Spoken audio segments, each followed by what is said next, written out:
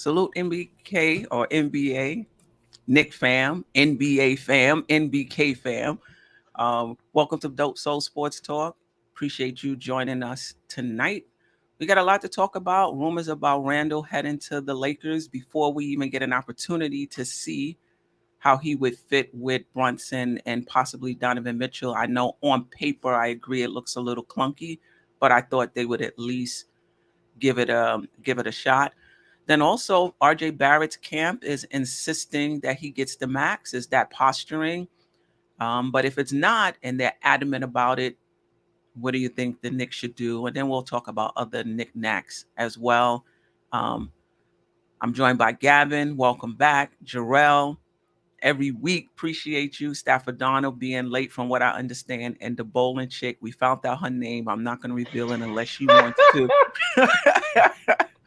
Put me How's right on everybody? blast. Salute everybody. Salute to the chat. Salute to the chat and the MBK family, all these Knicks fans out here. Even though we beefing in Twitter, we still together and on YouTube. Right. Yeah, definitely. Yeah, no. That These Twitter spaces beef is is wild. real. I mean, they Yep. come at It's you crazy. hard too. This ain't no they come at you. Today was really crazy. I was Yep. blown Oh, I away. wasn't even on Twitter today. Yeah, I was in them spaces a little bit. They You were in little those wild. spaces? A little bit.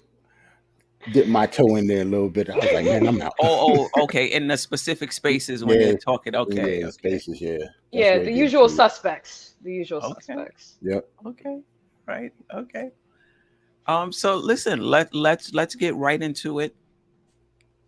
The proposed trade, who knows how true? You hear a lot of things. Who knows how much traction it has?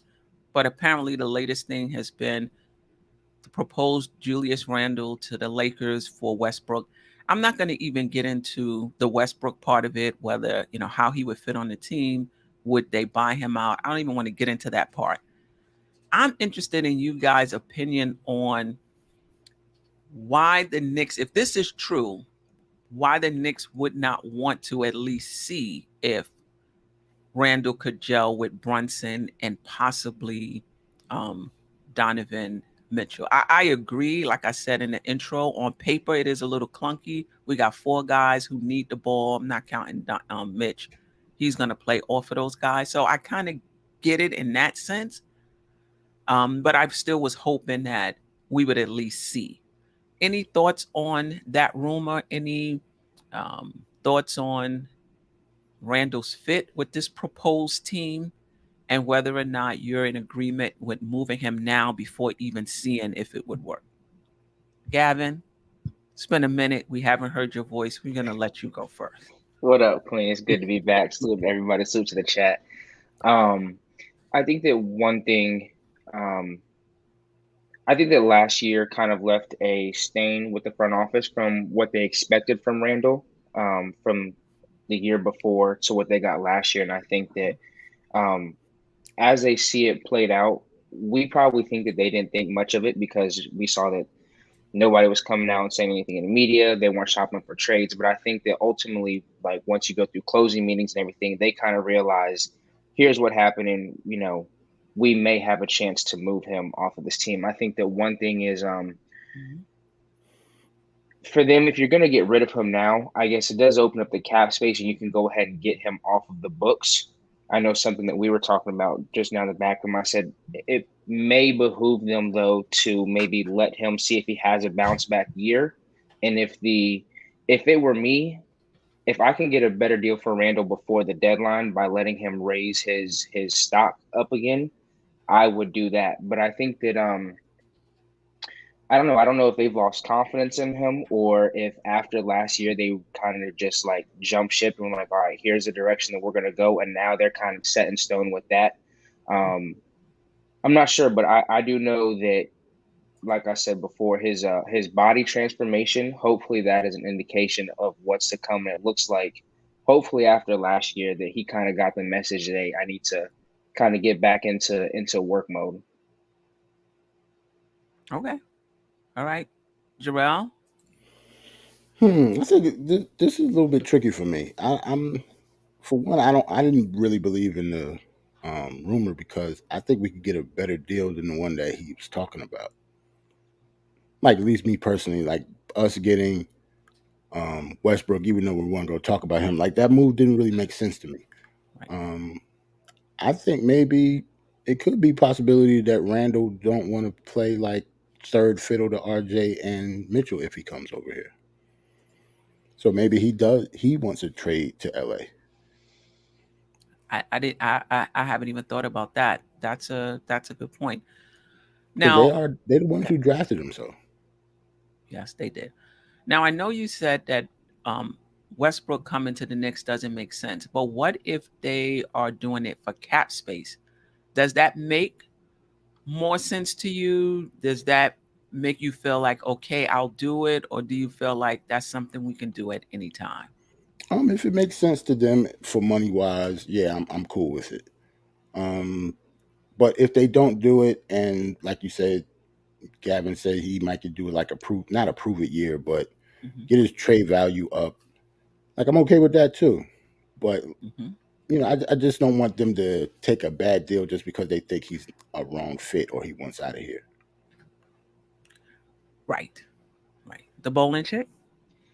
So I kind of agree. Definitely a tough situation. Hmm. What I was just doing was trying to Google and see who's a free agent because to, clear Westbrook, I figured we would buy him out at that point. He really wouldn't be a fit on this team. Hmm. I'm not seeing anybody, you know, world changing that we could really be going after. I see, second tier players, third tier, if you, depending on what your opinion is, like Kyle Kuzma and stuff like that.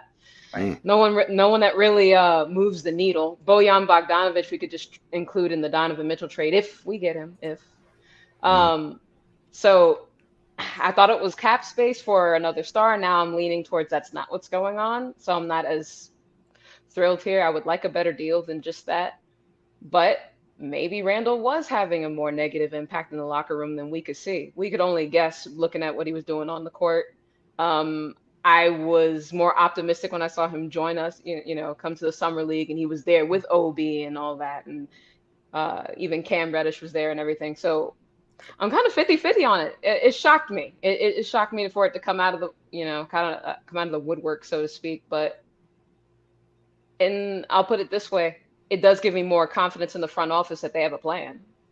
Whether we Right. agree with it as fans or not, at least they know what they want to do. Or to go back to Jarrell's point, maybe he did request a trade. I mean, things did get really ugly for a little point last year, so I wouldn't be surprised. Yeah, I mean, you're right. I think this is a tricky one. Somebody said that Mark Stein made it up. I mean, who knows? Knicks for clicks. Right. But I did the same thing. I looked and see, clearing cap space for what? I looked at the free agents, not just this year. I looked at next year's free agents, and I'm like, Right. who are you clearing cap space for? To me, I think if you're going to trade Randall, you're putting him in a package for another star that's been identified already to Mhm. come and play with Donovan Mitchell if Mitchell is here, right? If Mitchell is not here, I think Brunson. I'm not sure it's a poor fit between Brunson and Randall. I think if Donovan is here, yeah, I think it is a clunky fit, but I would still let it play out because a lot of times, listen, when I looked at that Chicago team with Lonzo Ball and Vucevic and DeMar DeRozan, I thought that was a clunky fit too. I didn't think that it would work out, looking at it on paper, but it did, until the injuries. So it's something that I would like to see. So I guess my next question is, would you like to see if it would fit?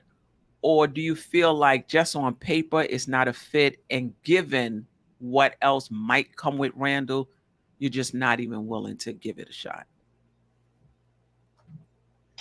Um, for me, I kind of want to piggyback off what Jarrell said Hmm. about him maybe requesting a trade.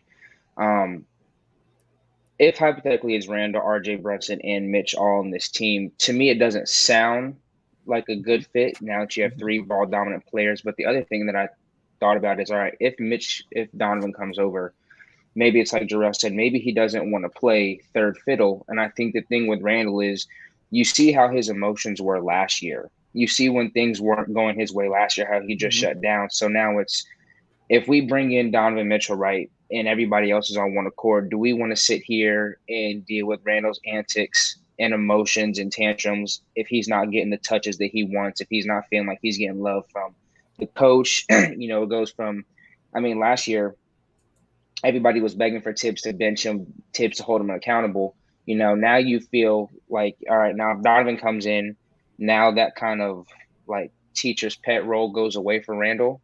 And now, now things can be falling on his shoulders, or force him to take responsibility. So I could see how after everything played out last year, how the Knicks wouldn't even want to take a chance that maybe that causes some type of strife or problems in the locker room. But I even think about how you see, and this is off topic to another team, but kind of how James Harden's whole thing was, I just want to win at this point. I'll take whatever money is left for me. Just go get me somebody who wants to win. And I think that if Randle was to stay here and have that attitude and not really worry about going from 2 years ago, I was number one option. I got him to the 4th seed, into the play and into the bubble. Come back next year, I have a down year now. Nobody wants anything to do with me. The fans are all against me and everything. But I can still hoop.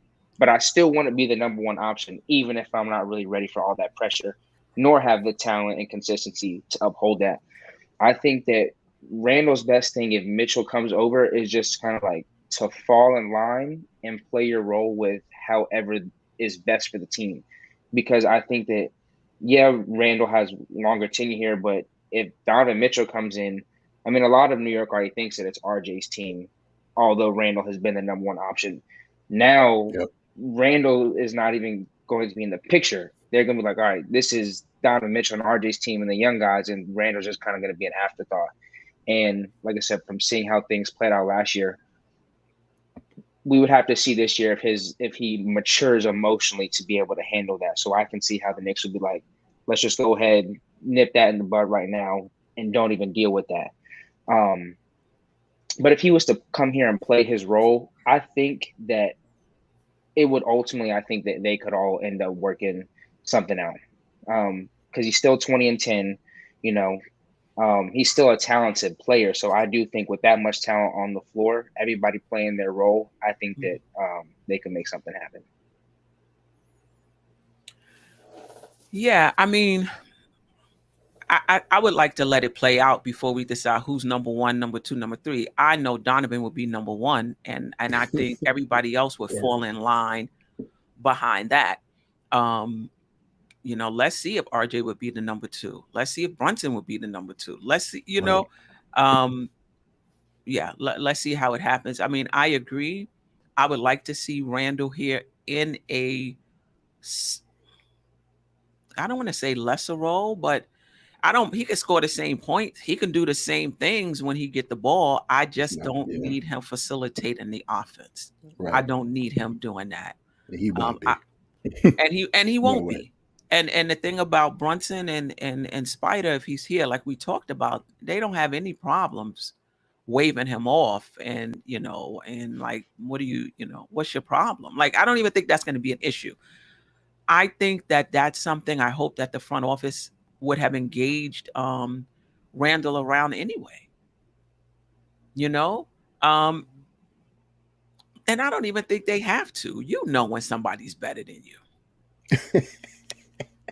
If you played in the playground, it depends on the player, though. I think it depends on the player. Some people don't know that they're not better, or it's just pride. Yeah, like some people, like it all depends on his attitude. I think that's the only thing we don't know. We don't know him personally, so we could just guess when it comes to that. But it really just depends on his attitude towards that situation. Right. But are you in favor of not even seeing it? Like, just move him now. Like, I have no faith that he's going to accept that type of role. I wouldn't say that I don't have any faith. But if they did, I wouldn't be upset either. Like, I'm kind of 50-50, just like the bowling chick said earlier. Yeah. Like, if it happens, I'm happy. If it doesn't happen, I'm cool unless something happens. Mm-hmm. You know what I'm Right. saying? So I'm really, kind of on the fence with it. I don't hate Randall. I just want him to play better and be a leader for this team. Even if Donovan Mitchell does come here and Jalen Brunson is here, like Randall still has to be some type of a leader on the team. Right. Like he's not going to take a lesser role in that. It's them, like the kids in the locker room still look up to him, regardless of who comes here. D Public enemy number one. I disagree, but let's see what the chat says. Is a role player. Spider is a role player amongst RJ and Brunson. I think if Donovan Mitchell comes to this team, I think he's our best player. And I don't even think it's a question. Not even close. There was I nobody thought- on our team last year that you can put the ball in at the end of the game and say, win us this game. Hit this shot, so that we don't lose this 5-point lead that we're clinging to, or we're down 5. And, I want you to take the next 2 or 3 possessions and see if you can get us in the game. I think the 2 best players in that role would be Spider and Brunson before anybody on last year's team. Yep. But what does the panel, what do you guys think about that? I mean, of course, he's not a role player, especially not to RJ and Brunson. I completely agree with you with all that. Yeah, he's not a role player. I was going to say I thought I was a RJ fanatic. I met my match. I mean, the only game that RJ really brought home for us was, and I hate to say this, was that game against Boston. Right. And some people would say that was a lucky shot. Probably a lot of people would say that. It was. It was. He knew it was going in. No, I know. They interviewed him. Glass. He didn't know Didn't it go off the glass? Yeah, it went off the glass. It was beautiful. The bank was open. That's why Boston is supposed to be thanking us, because that kicked off their run right after that. But anyway, that being said, I still think RJ can become a closer, but I don't think. Yeah. I mean, Donovan Mitchell is a better player, bar none, and he's 25. Nah, he's a much better player at this point. But I think RJ can become better, but not a role player. He's not a role player. Unless his role is the best player on the team. That's his role. That's a good role for him. I like that. Right. So, Queen, because I know you said you're interested in letting it play out. From what we saw last year with Randle, and like I said, I think more so for me, it's how optics and his attitude to his role. If you are interested in that, right, how long do you let it play out before it potentially affects the team again, or before it drops his trade value because he's not getting used a lot and his efficiency goes down? So, like, how long are you willing to let it play out before you make a move? Well, I meant play out in terms of who's the number 1, who's the number 2. Okay. Yeah, let that play out. Time would tell. I don't think Randle will have, even if he's an emotional mess, I think it's different now, because you got Spider on the team and you got Brunson on the team. He doesn't have that, in my opinion, that emotional gravity on the team as being the best player on your team, acting up, so to speak. If you remember back to Rasheed Wallace when he played, with Portland, he was really good, but he wasn't their best player. You know what I mean? So they weren't looking to Rasheed Wallace for leadership. They were looking to the other guys. Rasheed Wallace was just a talented player on that team. They weren't looking to him for emotional leadership. I think they were frustrated when he would get texts, at inopportune times and what have you. But I don't think anybody on that team was like, oh, I can't perform because of what they was looking at him like, come on, man, like what are you doing? But they were still locked in. I think that once you bring in Spider and Brunson, I think that's going to be the same with Randle. He's just going to be another player on the team. So you pouting and what have you, the Knicks still have enough. I just don't think it's going to have the same effect, because he would not be the best player on the team. Yeah.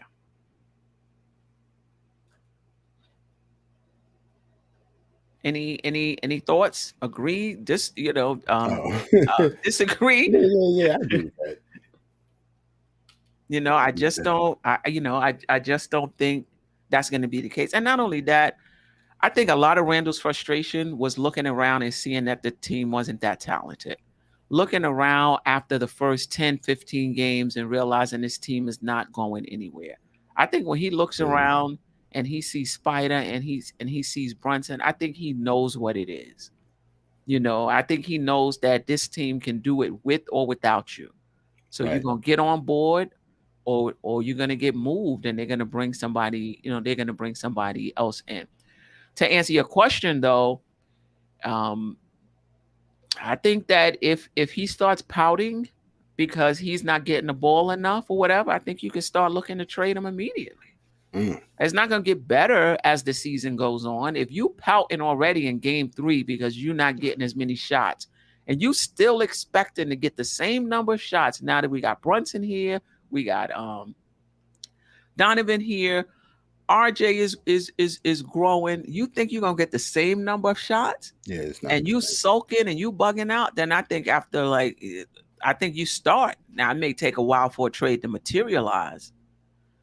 But if you starting out that way, I don't think he's getting better. If Mitchell get here, say if we do get Mitchell and Randle is still here, then we really need to almost have the problem of how many shots is he going to get.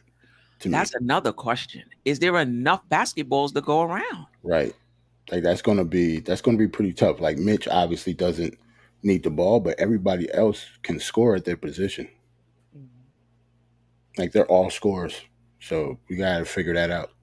That's Tibbs' job. Yeah, I mean,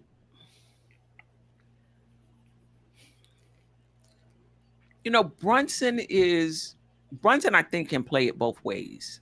I think he can play it as an aggressive scoring guard.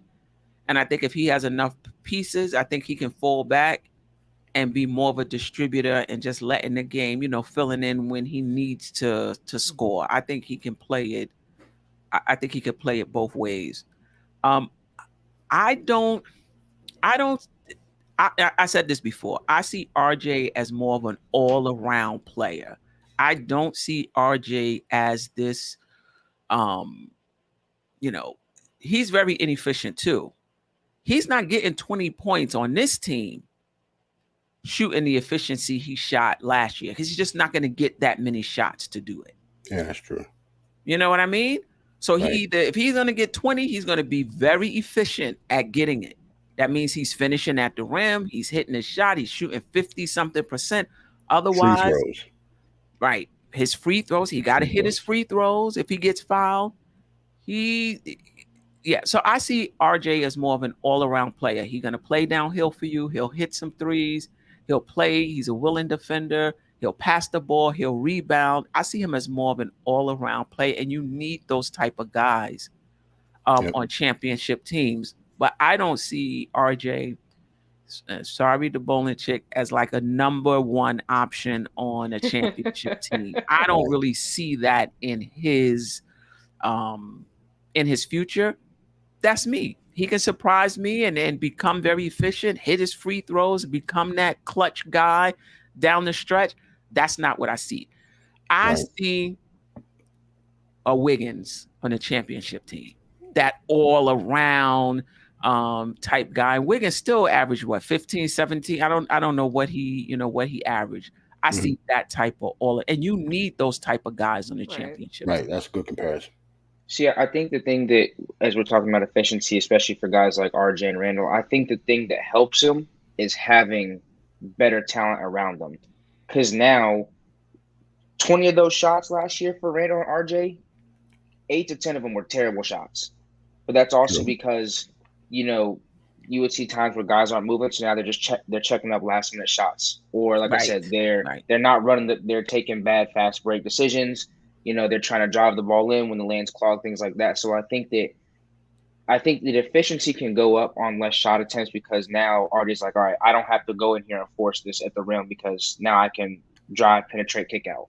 Randle's not. I don't have to sit here and just pound the ball and take a turnaround fadeaway because I can just draw the defense in and kick it out because now I have other people who can score the ball. But Right. I was also going to respond to this, like Paris Duggar and JJ said something you said, Queen. I don't think that because Randle just saw last year that we ain't going nowhere, that gives him an excuse to Oh, I agree. just sit here and take it off. Because at the end of the day, your job is to still out there and try to help the team win. And at the end of the day, every game is your resume as a pro ball player. So every game that you take off, unless we see tanking on the trade value dropping. But I do think, at least for the efficiency standpoint, that having better talent around you will allow you to make better decisions, especially for somebody like Randle. Takes a lot of pressure off of him. Right. That's true. That he doesn't have to take these bad, these bad shots. Yeah, that's why I would like to see it. I would like to see it on paper. Doesn't look like there's enough basketball. The other thing it looks like on paper that we don't have enough shooting. Like, I think there's a difference between this guy can hit a three, right, and being a 3-point shooter. Right. I think all it's of them just can hit different. threes. Right. All of them can hit threes, but you look at that lineup, Brunson, Donovan Mitchell, RJ Barrett, Julius Randle, and Mitch. As far as shooting is concerned, they remind me of the Flintstones. You know what I mean? Like, bam, bam. You know what I mean?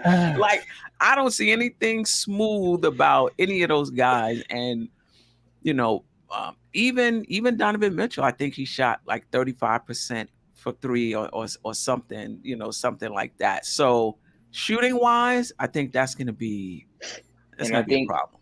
I think that plays into it though. I think that plays into like the fit of this team. Is it even logical to have us put a lineup out here where we have four guys who play downhill and have nobody to hit a shot? Because, like I said, everybody plays on here and we're drawing in defense. Who's on the perimeter to shoot the ball? So does it even make sense for us to roll out a lineup without a shooter? Right. Yeah, that's why I still think that the Knicks are still trying to make moves. Like I said, I'm okay with moving Randle if you can bring somebody else in here that's talented and that has had some success in the league already. Where you kind of know what you're gonna get from him. I don't have a problem. I'm trying to think who. Well, you're trying to think. Well, if we do trade Randle, the type of player I would want at that position. My person is Melo, but that's just me. The only thing about Melo is I don't think he could. I see Melo as backing up whoever the power forward is. I don't know if Melo at this point can start and put in like 30, 32 minutes a game. But I would like to see Melo. If we're going to keep Randle, I'd like to see Melo behind Randle. Especially if Obi goes in the Donovan Mitchell trade, I would like to see Melo behind Randle.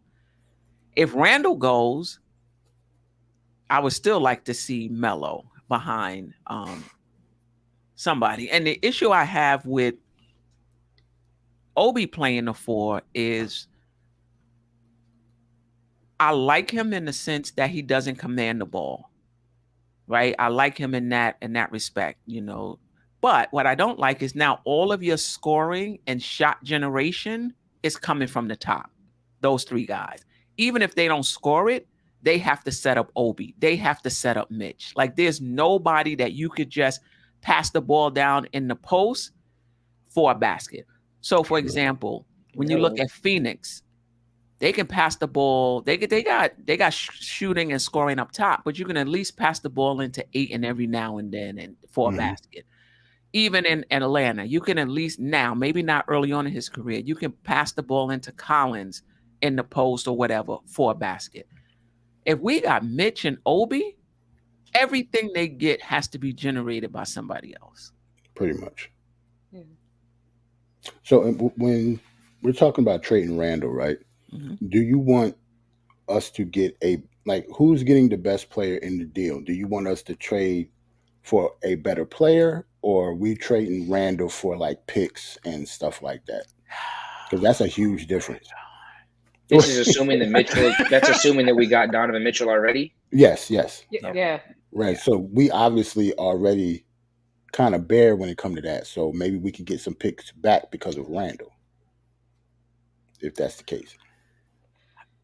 But that would mean we would not probably have Obi or Randle, and somebody else will have to be the 4, whoever we get back, or free agent or something like that.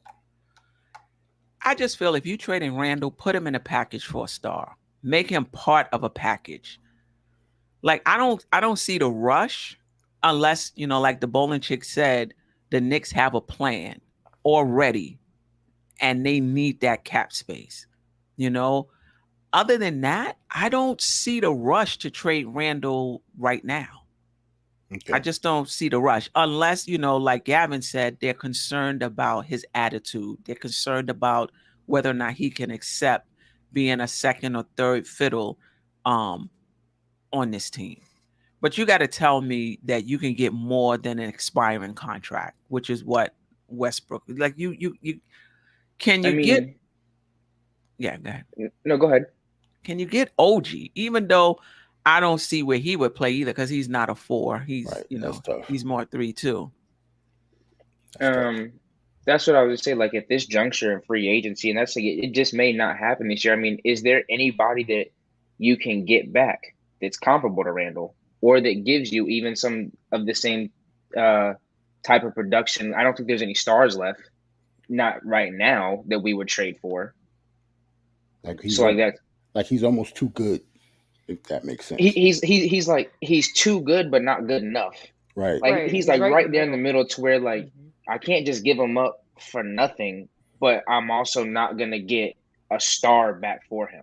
Right. Especially if at his position, right? Who are we trading for? Like what power forward as a star that we're getting Randle for? Right. But what team needs him? Right. And what type of player though? Also. Like, that's even if we don't know a specific player, like what type of player would we want at that position? Because I agree, somebody that doesn't see the fact that we got Mitch there, I think makes me think we need somebody that can at least get a shot on his own. I mean, I just feel like we can't just have 2 people down there that's dependent on the guards to generate shots.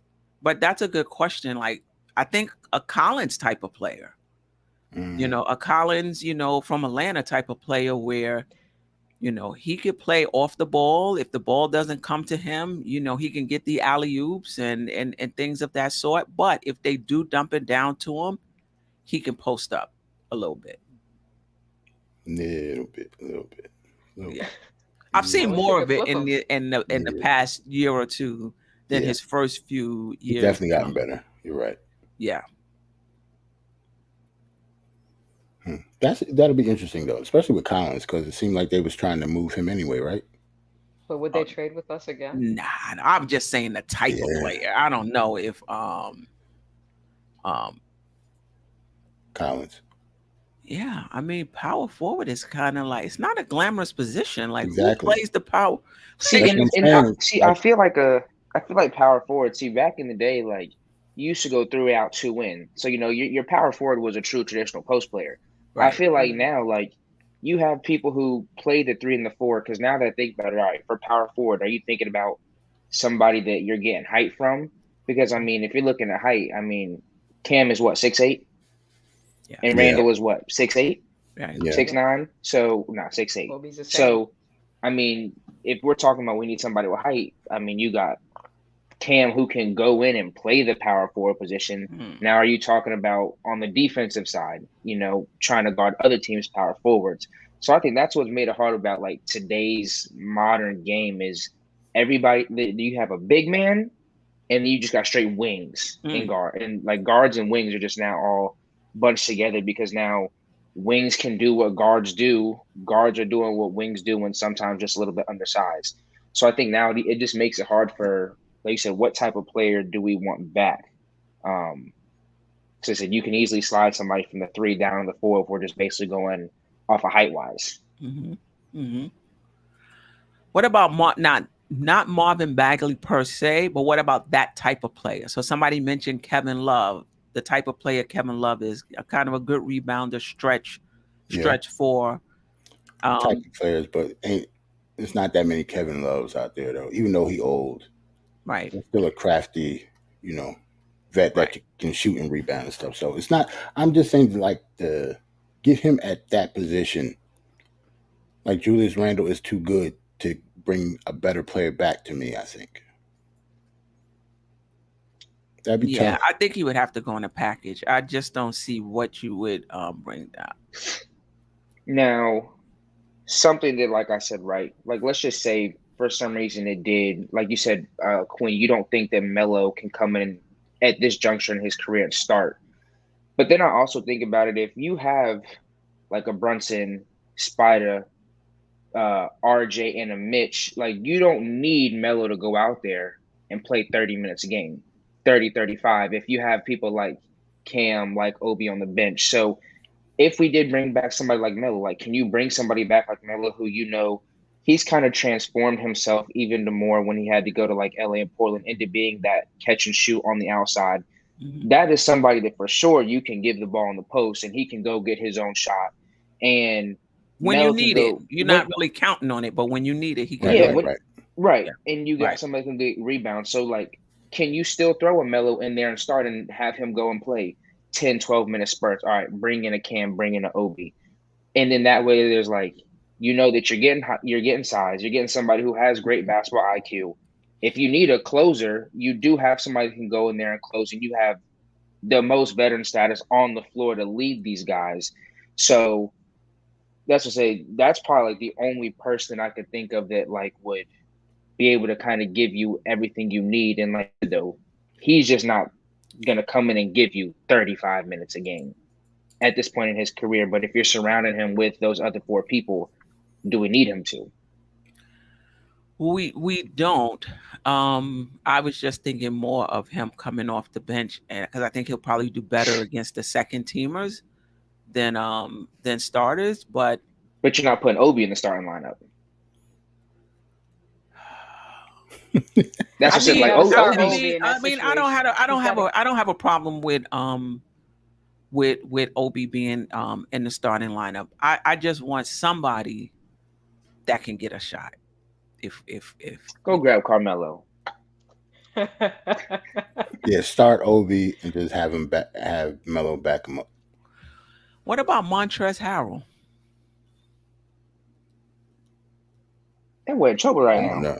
I'm about to say, didn't he get arrested or something? He got that boy definitely got arrested. I don't know if he out. Like, I don't even know. He has a lot of problems right now. Pre-arrest. Do you think he type of player? That type of player. I mean, the only thing is that I don't really see you being able to throw the ball down to him either. Mm-mm. Nah, he's just defense, jumpers when needed. Offensive rebounder, second chance, points, things like that. Yeah, somebody his own shot. That I think is somebody like on a Phoenix, like Jay Crowder. Somebody like that. Yeah. But he really can't get his own shot either, though. Yeah. He plays off of Ayton. Yeah. And them. Yeah, that power forward spot is a tough one. What about Jeremy Grant if Portland didn't just get him? Would he have been a better fit? That would have been nice. On the defensive end. On the defensive end. The only thing about Jeremy Grant is he's just a poor shooter as Randle and the rest. That's true. Better attitude though. Better attitude, yeah. Better attitude. Yeah, yeah. And somebody that doesn't really command the ball. Somebody said, "What about bringing back Porzingis?" I think New York would have a heart attack collectively. Nah, they ain't I'd be fine with it. Go ahead, bring him in. A post no big contract though. Yeah. Do you think? I don't even know if Randle could play the post now. Not no more. Like he doesn't like to. It seemed like. And then he dropped another 65 pounds. I don't know. Right. Yeah. So start Obi, and that's it. That's the answer to the problem. No. If we're trading Randle, I mean that's what the plan is, the temporary plan. That's To me, if Obi that's is still here. to me that proves that Obi will still be here if that's something that's being bandied about. But we don't know for a fact. But I would wonder how It's true. this would come up in the first place unless we were planning on keeping the kid. But this is my thing, and this is where relationships, it can help teams, it can hurt teams. If you trade Randle to open up space for Obi because you believe Obi is the best player for that spot. Don't do it for family ties. Don't do it because he's a hometown kid and his son is part of, the agency that you used. I mean, his manager is your son, or at least part of the eight. Like, don't do it for reasons like that. Don't hold people and keep them on the Knicks for reasons like that. Do it because you feel like, I would hate that a trade comes across that would make our team better. And they're like, no, Obi's off the table for other than basketball reasons. Put it that way. Right. I feel like that's fair. I just think that that's where the team is probably leaning. But I'm about to say. It's almost like a gift and a curse. That's why we got rebounder. That's how we got Brunson, right? I'm about to say that's why we got Brunson. So you got to take what you can get. You know what I'm saying? So since we got Brunson, we got to keep Obi too. Gift and a curse. And then bring Donovan in. All New York team. Let's go. Yep. PJ Washington and like Hayward scares me too. He's another one. He's owed $30 million and he's always hurt. No, keep Cam, man. If we're gonna do that, you may as well keep Cam. But that's my opinion. I'll be quiet. They play the same amount of games, so you might as well keep Cam. They do. They do play the same amount of games. Any other thoughts? Oh, let me drop the Randle for Harrison Barnes. That's okay. That's nice. I like nice. that. Now we're talking. To start? Yeah. I think he could. He'll start over Obi right now. Just because of experience. I mean, he's another one that could play that can get a basket but can also play off of those guys. What's his shooting splits though? I'll check. Let's see. Good point, Steven Quintana. Hope I said that right. Oh no, that wasn't it. That was but for shout out to career, you, Steven Quintana. But for his career, let's see. He's 45 from the field, 37 from three. We'll take it. And last year, about in line with 80% from the line. Yeah, like you got to think about the type of bin we're shopping from. That's good value. He's got championship experience too. We're in the $5. Yeah, like we're not in the Giannis bin. You know what I'm saying? We're in the Harrison Barnes bin. There's two different bins, man. Thomas Dice. Reason why Randle may get traded, they need money for RJ. Nah, I don't think so. Because they can go over the cap to sign RJ. I don't think that'll be a factor. Yeah. At least I don't think so. Unless we're trying to keep Cam. Oh, cover your eyes, the bowling chick. Cover your eyes. Cam been in the league 4 years. He's pretty much Kevin Knox until he proves otherwise. No, not Knox. That dude just don't like Cam Reddish. And there's a lot of people like that. He got traded for Knox and a first. Yeah. So nah. And look at where Knox is now in Detroit. Back in the Knox. He's not going to be not Kevin Knox. But we'll see. We shall see. But talking about RJ Barrett, let's segue and then we can always come back to Randle if anything else comes up. His camp wants the max for RJ Barrett. And they could just be posturing like every what do you want his camp to say? We're going to take less? Of course they're going to say we want the max. My point is, if they're insistent that he's not going to sign for less than the max, are you trading him or are you giving him the max? We're not talking about less than the max and negotiating. If it gets to the point where they're insistent that they want the max and he's not going to sign for less, what's your move? For me, I mean, you can also let him go to restricted free agency and have somebody. I was about to say I will do Get a what deal. I would do exactly Well, with what Phoenix. Phoenix did. That I would do exactly what Phoenix did. Like he would have to get the max or a big contract from somebody else, and I'll match it.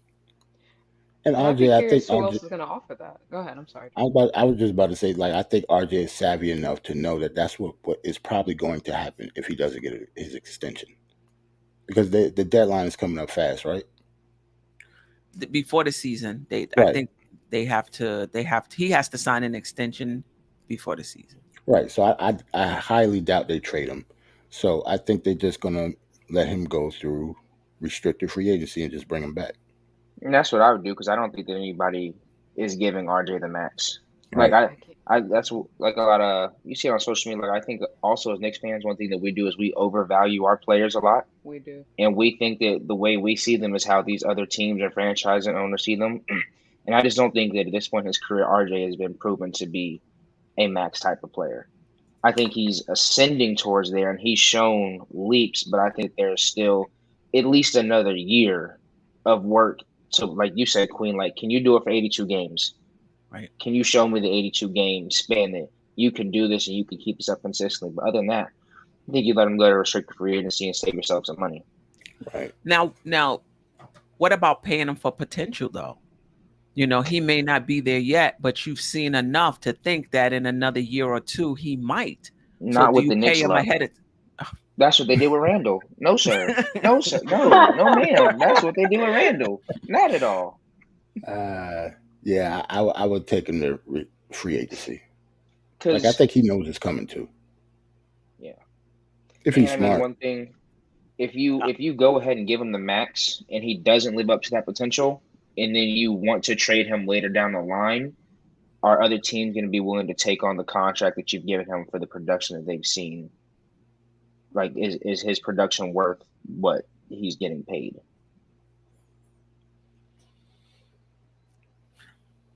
I think it really. I was just about to say. I think it really just depends on like the type of turn RJ is going to. Like he gets better every season, so it just depends on how good do you think he's going to get next season, because he might earn that max contract by this time next year. We just don't know. That's why I would definitely let him go to free agency. Like he'll have to prove it. Like the next year will have to be, it will have to be on like at least on the verge of being an all-star in order for him to get that contract. They don't just give those out. No, you go ahead. My bad. We definitely saw glimpses last year. We saw it from January on, to April, but that isn't enough time. I mean, even you and I realized that. I would take him to free agency, and I think he should get that. Let's see what other teams offer him, and we will keep him. So I wouldn't even do that. Also, I'm sure he's paying attention to what's going on with Donovan Mitchell. What if it takes a little while for us to get him? What if Utah wants to take it to the trade deadline? Mm-hmm. I would prefer us not do that yet until we see what happens with him. But that's just how I see it. But I think that if we get Donovan, it'll be even harder for him to prove that he's a number one, so to speak, and deserves a max contract because he won't be getting the ball as much. So there's all that too. That happens a lot. Sometimes it's not until a player goes to another team, gets his own team, so to speak, that you really get to see what he can do. You're right. Will he have the opportunity to show? I mean, I think he'll have an opportunity to show that he's more efficient. I think he'll have the opportunity to show that he can hit free throws. I think he'll have the opportunity. I think he'll still have opportunity to shine. Right. If he's getting that same 20 points on 48% shooting. And his defense got better because of the usage. Yeah. Oh, I'd be thrilled. Yeah. Let me tell you. Yeah. So I think he can still show it. But I think you guys, so what I'm hearing from you guys, if they are insistent that he get the max, what you're saying is then go to restricted free agency and see what you're going to get, because you're not going to get the max from us. Absolutely. And I don't think he'll get it from anyone else. I mean, same deal. I think Indiana was the only team that was even interested in DeAndre Ayton. I would imagine it'd be something similar to that next year. I mean, it's not like the Pelicans can do that right now since they just kept Zion. So Right. I can't. How many teams will even have free agency? I mean, we'll have cap space for that. I'm I sure don't they know. looked at the free agency I don't know. I'd group be that I scared of just one did. team. What's that? Miami? No. Oh, because Toronto. everybody. Oh, I'd be definitely scared of Toronto. well, then we'll match that. But you can match it though. Yeah, I So know, that's So, but yeah. I'm just saying that I wouldn't just say that no other team will pay him because that's Toronto true. might pay him. That he will be the king of Toronto. Like that means something to them. Yeah, it does. I mean, he plays for the Canada team now and everything. So I mean, that's a very very Just like good everybody example. want Donovan Mitchell to come here. You know how many people want RJ to go back to Toronto? Mm, Like they got all these other people are from other places too with basketball teams. They can easily leave and go home. Just like we want people to come here. that's a good point. I can't argue against that. My only thought would just be that he values New York more than here. But if we piss him off, so to speak, by not giving him the max contract, that might change his opinion. I mean, like you said, he's from Toronto. His dad's I think he's the president of like the Canadian team or Yeah. something like that. He's really Something high like up that. there. So The not president of the the Raptors, but see now you make me sound or bad. But yeah, I mean, so he got clout. Same like the same yeah, thing as kind of like the Rick Brunson type deal. So I see the right. connections, so to speak, but he'll stay here. Don't worry about Yeah, I mean, but I think you bring up a good point. Don't don't bid against yourself. Do what Phoenix did. And they didn't, I mean, Aiden might be tight right now that he had to Yep. go to free agency and, for them to match that restricted free agency for them to match. And RJ may be tight too, but Phoenix saved millions of dollars in salary cap money doing it that way instead of coming out and paying the max. And that's the thing with RJ. You pay him the max. If Randle is here, that's a lot of $100 million contracts you got already. You got Donovan Mitchell. If we get him, Brunson, Randle, RJ the max. Now Yep. you in the luxury tax and you pay in money for and somebody brought that up here too. I forgot who it was for a first or second round team. Mm-mm. When you start, I don't think it's gonna be first round though. But when you start paying luxury cap money, you hoping you have a championship contender by that point. You better And as an see, that's owner. why Mhm. that's why I was saying that's why like I wish more players around the league would kind of take the approach now that James Harden is looking at is like, yo, like if you give me 120 versus 140, once you reach like a certain financial threshold, like that extra money, like 120 versus 140 is not a big difference. Now, if it's 100 million versus you want to That's give me 20 220, million. I don't know. 20 million when you already got 120 though. Like I I can don't see know. that if I can see Mm. that they're like, look, I'm gonna give you 100 million versus 210. Like that's a big gap. But I think that you also got to look at it. All right, so like if we give RJ the max, right, and like you said, now you hope that you have somebody who's contending. You got to go into luxury tax. So if you have tunnel vision for the rest of your career, does it behoove you to take a boatload of money that now the team can't do anything else because you see there is no more cap space left? We can't go out and get other players because all of our money is wrapped up into right here. So we can't even field a good supporting cast for you because you want so much money. So like I just wish like players would kind of like see how teams see it sometimes and be like, it. I can't do it all by myself, and we've seen that clearly. So am I willing to sacrifice a little bit of money to go and win a championship?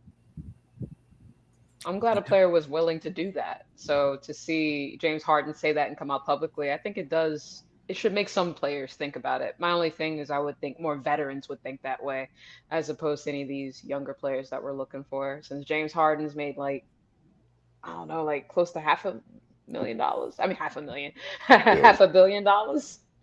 So that's the other aspect of it too. You know how much I would have to trust the GM to make the right decisions in order for me to just leave $20 million on the table? You're not the one making them decisions, Gavin. Right. Because True. that's like somebody right now that's making minimum wage be like, what's the difference between $100,000 and $150,000? Yeah, A lot. $50,000. Yeah, a lot. You know? But yeah, but I do. You know, everybody wishes that the players will take less money, but I know why they don't, because you're not supposed to. Right. But you also see, like I said, you also see like how you taking an exorbitant amount of money also doesn't put you in any position to win. Like true. You see, like Dame in Portland, they're giving him all this money. Dame's not winning in Portland. Right. Or Bradley Beal. It's gonna be hard. Bradley Beal with Washington, like, all right, cool. I maxed out. I got 220. You have nothing to show for it though. You're still you're either not getting into the play and you're not getting into the playoffs, or you're bouncing out. And so you're an all-star, and yeah, you're dropping 20, 10, and 8, but you're still sitting at home watching the playoffs. I think that's why it becomes like, do you actually want to win, or do you want to collect money? Like I said, I get the collective money, but at the same time, like, what are you willing to do to go get a chip? Because like the veteran players, like Wolochik, like you said, for them, some of them are like, cool, I made $500 million, so I'm cool with that. Right. But like with these other young teams, it's like you see like how much more competitive. Like Golden State has been running the league for years. You see the young teams now, like Miami, Memphis coming up. It's like, so when is my chance to go out there and win? Like, when am I going to get a shot? And if you don't, like, now it's, you kind of got to get it in earlier than later now. True. I mean, Ajay, welcome to the show. I'm gonna put this up. Well, let me just start it. The Public Enemy. I hear your point. Ajay, do you want to chime in on any part of what we've been talking about today? Salute to the panel, the chat, Knicks Nation, Knicks Nation. Yeah, actually, I want to go back to that fake report from Mark Stein. Okay, if I can go back, right? Yes, you can. It makes absolutely no sense that the front office is too smart to come up with something like that.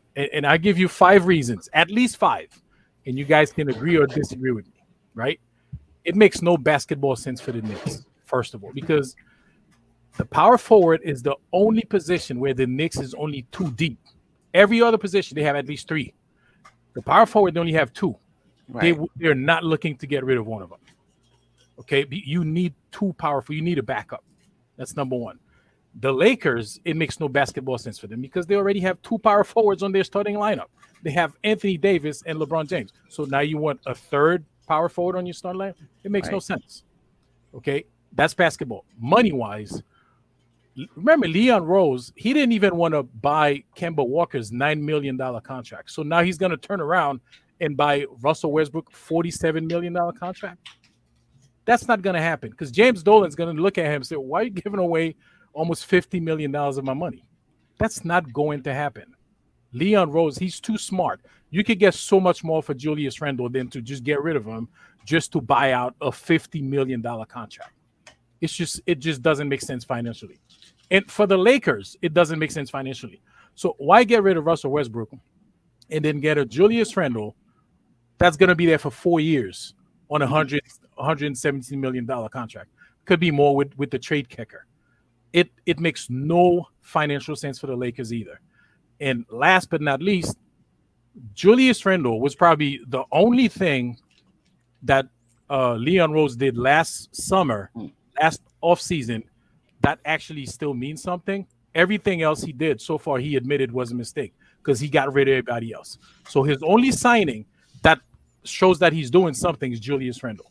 Because if he gets rid of Julius Randle, so now that means he's admitting it was a mistake. He's admitting everything he did last summer was horrible. Well, which may be why he won't trade Obi as well, because now maybe you're admitting that was a bad pick too. Right. So we still have Fournier too. So far as a mistake, so he's just repairing mistake. He's losing picks in the process. Wasting $50 million James Dolan money just to repair his mistakes. And he's gonna get heads will roll. That's not gonna happen. Okay, so I don't know where Mark Stein got his thing. I think he fell asleep and he dozed off and he came up with, let me put this out there. And of course, it's the Knicks and everybody's talking about it. but it just makes no sense. You know. Now back to our original question: would you, just in general, maybe not for this move right here, are you in favor of trading Randle because there's not enough basketballs, because you don't see him as a good fit, because you have concerns about whether he will accept maybe a bit of a reduced role or at least a different role, or would you like to see it play out? I definitely think they should let it play out. They should, at least, if anything, remember they have up until the trade deadline to make something happen and something more productive where they could actually get something back and not pay $50 million. I don't think it's going to be a problem. I don't think when Randle was in New Orleans, like he didn't play with the ball all the time. And when he was with the Lakers, he didn't have the ball in his hands. I don't know why we can you put the genie back in the bottle though? Absolutely. You think absolutely. So? Okay. Yeah, I think, and you know what? Yes, Randle's he's a head case, so to speak, but we don't know, but we hope so. I mean, I want to say most of his career he didn't have the ball in his hand. Like he had it 1 year and he was successful. I mean, he's gonna have to understand that, man. You're part of a team. You got to be a team player. And I think, you know what? If this story from Mark Stein came from the front office, I think they probably put it out there just to let Randle know, like, listen, we can get rid of you if you don't play ball. Maybe Randle told him, listen, I want to be the top guy. So they're letting them know, listen, we're willing to let you go and pay $50 million just to get him in check. Could be. I'm speculating here. I'm a Randle supporter, but I will tell you this. You can't go to war with a guy that you can't count on because you never know where he's going to be emotionally. Talk to him, Staf. You don't know when things get really tight, are you going to get a tech because a call was missed at a crucial time in the game. Now, that being said, so that's a big concern for me. Maybe, them bringing in Brunson and bringing in Donovan, if we're able to get him, takes the pressure off of him. Maybe he was feeling the heat of being that number one guy. And maybe with those two, he can go into a different role. He won't have to feel that type of heat. But I am very concerned about that. In terms of the game, his game himself, I think having those two guys are going to ease it up for him. I think he'll be more efficient. I don't think he's going to be in decision-making roles or what have you. But if he can't, so I'm willing to give him another shot. And I think that's where me and a lot of the fan base disagree. I agree with the fan base about his emotionality. I agree with the fan base about his game. I'm just willing to I'm willing to give him another chance with those two guys, whereas others may not.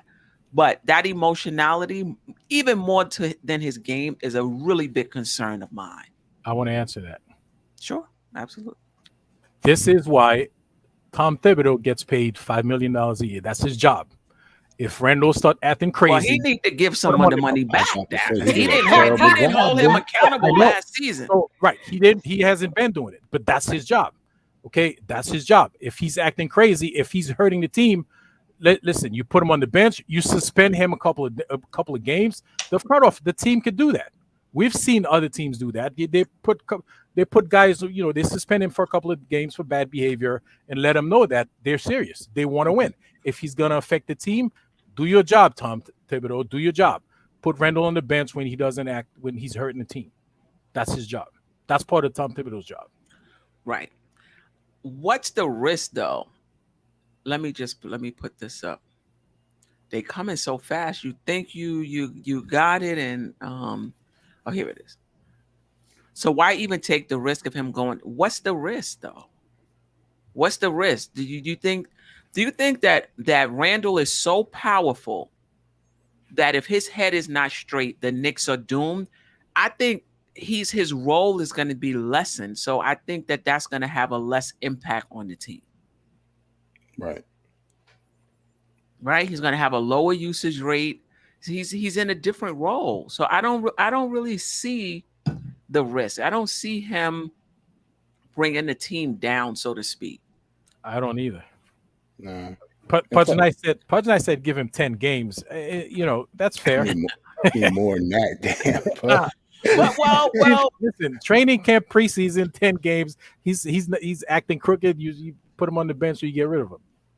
Nah, we need a little bit more than 10 games, man. How about when the trading deadline is what? Terrell, if he's acting crazy after 10 games, man, he's not going to straighten out on the 11th game. That's what I said. How long do you wait? That's true. It depends on what you're talking about. If you're talking about fit, how crazy. Like, give it more time if you're talking about fit. Right. If you're talking about emotionality, the first tough game, we'll see where you at. Listen, the first iPad he smacked out of somebody's hand, send him packing. When we lose value on that trade at that point, though. Yeah. Not that At we're that point, getting you a wouldn't bunch care. now. But here's my thing, though.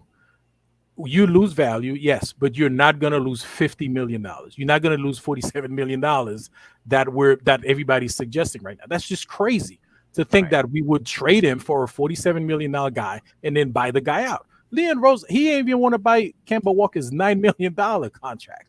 $9 million, which is $9 million. He didn't have to pay him that. He could have bought this out. He could put that out for $4 million. He didn't want to do that. And we think he's gonna pay 47 or let's say $40 million for Russell Westbrook just to buy him out. You know what? I that was one question that I really didn't get answered. I don't even know if I did ask it, but I never figured out why they couldn't just buy out Kemba Walker instead of trading him. Because Leon Rose is cheap. I didn't know that. Like, I couldn't figure that out. Why are we trading him in order to get he's cheap? Look, that was weird. Well, they needed the space. Buying him out though give you as much space as trading him? Yes. Yeah. It does. It should. Because to me, if you bought him out, then that means he's off your books completely, right? Completely off your books. You eat the money, you lose it, but you have the cap space. You could buy yourself out of I'm definitely not a capologist, so that's why I have to ask these type of questions. Anything when it comes to the cap and stuff, like, I'm not really that well versed in the cap, so I couldn't understand why we couldn't just buy him out. I guarantee you, if we think we're gonna spend $40 of James Dolan money and somebody's not gonna get fired, we're wrong. Somebody gonna get fired. Let me put this out there. This is the public enemy number one. I'll give you my opinion, and if anybody on the chat wants to give you theirs, they can. Knicks fans really think that by paying RJ, that money is coming out of their pockets for their children's college funds or retirement savings. But to get a so-called star to New York, they will pay anything. I'm not sure what it is for everybody else, but for me, it's about the salary cap. You know, for me, absolutely, we can go over the salary cap to sign RJ Barrett, but after a while, there's penalties for it. You know, in terms of upgrading your team, there's less available. There's less things you can do to upgrade your team once you get into that luxury tax category. So if you're in that luxury tax category and the guys who got you there are star players, how much more do you need to improve your team? You know, if you got Klay Thompson and you got Steph Curry and you got Draymond Green, how much more do you need?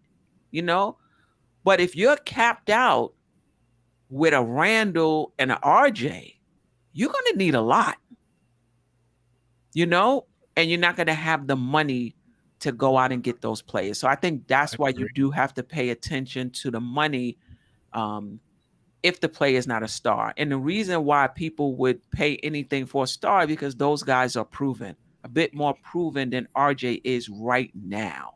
Right. I agree. So that's why people would be willing to pay for a so-called star, because you've seen that player perform, you know, on a more consistent basis than we've seen RJ. I agree. And to chime in on this, Queen, it's also about value, I guess, because when you compare, so Trae Young got the Supermax, right? Luka Doncic got the Supermax. Is RJ Barrett in those players' caliber? No. So those guys give him the Supermax because you don't need to pay 2 more Supermax when you got those guys. But like you just said, when you have RJ, you do need to bring in like 2 supermax guys to make it a team, to make a run at something. Okay, so RJ is not the caliber of Luka or Trae Young or Devin Booker or one of those guys. He's just not there yet. Yeah, Agreed. no doubt. Josh is joining us. He's more versed on the salary cap, and I actually have. Let me bring my brother in. Hold on. This is my brother I'm reading nephew the right here, Josh. Appreciate Josh? What you. it do? First time on Dope Soul. How you doing? I had to stay up and watch this, Queen. You know, I had to stay up, and you said something that kind of got my gears going a little bit. So I wanted to come in and comment and contribute to the conversation. Salute everybody. Jarrell, Gavin, AJ, Bowling Kick, what's up? What's going on? I'm just trying to be like you. I'm trying to be like you when I grow up. You already know. So the question, when I want you to make your comment, and somewhere in there or afterwards answer this question for me, because you've always said that other teams do it in terms of finding ways to upgrade their team despite having multiple max players on their team. So my question is then, why not max RJ? Like, if you're gonna if you're still gonna be able to upgrade your team no matter what, what's the difference then in RJ getting 28 and 36 if you're still going to be able to upgrade your team? Well, that was what my comment was about, Queen. Okay. So you still have to spend money responsibly. You still have to spend money responsibly and give players what they're worth, right? Obviously, the Knicks are going to have to overpay in some instances, right? But listen, last year, 15 teams spent over the luxury tax last year. 15, that's half the league. Right. 28 teams spent over the soft salary cap. So spending money in the NBA, you can't be cheap in the NBA and expect to win, right? Queen, you said something last night in regards to Golden State spending way well above the luxury tax. They can afford to do that. They obviously have who they have. But you said teams that spend over the luxury tax are all contenders, and that's not true, right? Atlanta spent over the luxury tax last year, and they're nowhere near being a contender. So I just think there needs to be a balance, and you do have to pay players what they're worth. I personally don't feel like RJ Barrett is a max player. That's why I'm not giving him that money, right? But it won't hurt us. It won't hurt us in being able to upgrade the team if we did. Correct. In some instances, correct. But still, you have to spend responsibly. There needs to be a balance with that, and I don't feel like paying RJ Barrett all of that money. And what if RJ Barrett doesn't turn out to be this player who we think he's going to be? Now you got an albatross on your hands, right? So you want to pay that money to people who deserve it, right? To players who deserve it, so that in the event that you may need to move that player, you can get back equal value for him. Russell Westbrook is a perfect example of that. You signed a $200 and something million contract. This guy was traded three times, right? So I guess there needs to be a balance. You have to spend responsibly, fiscally conservative, as what my man Evergreen would say. But you have to spend responsible. And paying RJ Barrett a max contract when he's not worth $36 million, there's no guarantee he's going to be worth $36 million. You're just setting yourself up for failure at that point. I agree with that. I totally agree with it. The teams that are over the luxury, like for me, if I'm an owner, I'm not paying luxury tax money for a team that's not a championship. That's just me. I'm not doing it. Queen, let me just say this. So you mentioned Golden State and you mentioned teams like Atlanta. First of all, spending over the luxury tax, that's coming out of the owner's pocket. That's not a league thing, right? That's coming out of the owner's pocket. Right. Teams like Golden State can afford to do that. They just moved into a new building. They got who they got on their roster. Their owners are making money hand over fist. Dolan can afford to do that. Literally, the Knicks have not been a winner. Dolan's willing to spend over the luxury tax because he's a rich guy with a ton of assets and things like that. A bunch of these owners can afford to do that because they're going to make so much money on the back end, filling up the arena, the revenue that comes in. The Knicks are one of the few teams that own their own network. That's 100% revenue that they got coming in. So the Knicks can do it. If there's any team that can spend over the luxury tax and spend well, the Knicks can do that. I hear what you're saying, though, because you want to, you got to keep your pockets right.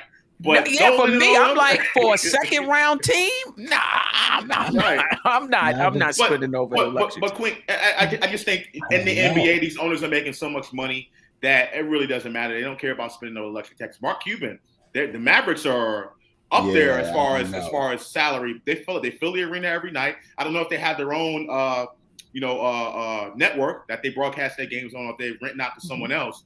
but they can afford to do it. They had a team to go to the Western Conference Finals last year. They have Luka Doncic in the roster, paying him over $200 million in a contract. So to me, I just think that for some teams, but they're a championship. I mean, at least they got to the Western Conference Finals. Yeah. But I guess for me now, John, I gotta say, I'm less. Oh, let me let Gavin. Yeah. I'm less. Now that you explain it like that, if they max them, they max them. Like because we're gonna still be able to. But Right. don't you get to a certain point though, where how you can improve the team, your options are limited in terms of how you can improve the team. Absolutely. That's why I said it's a balance, right? It's definitely a balancing act, because if you have RJ Barrett on your roster for the next 4 to 5 years, 5 years, because you're going to max him out at $36 million a year. If he turns out not to be this player that's worth $36 million, no one is going to want RJ Barrett. The Knicks are stuck with that contract. So it has to be you can't upgrade balance. your team. You're limited on what you can't trade. Right. You're supremely limited in what you can do. You know what I'm saying? Andrew Wiggins was an example of that early on. And then, he got traded and some things happened. And he finally turned out to be that guy.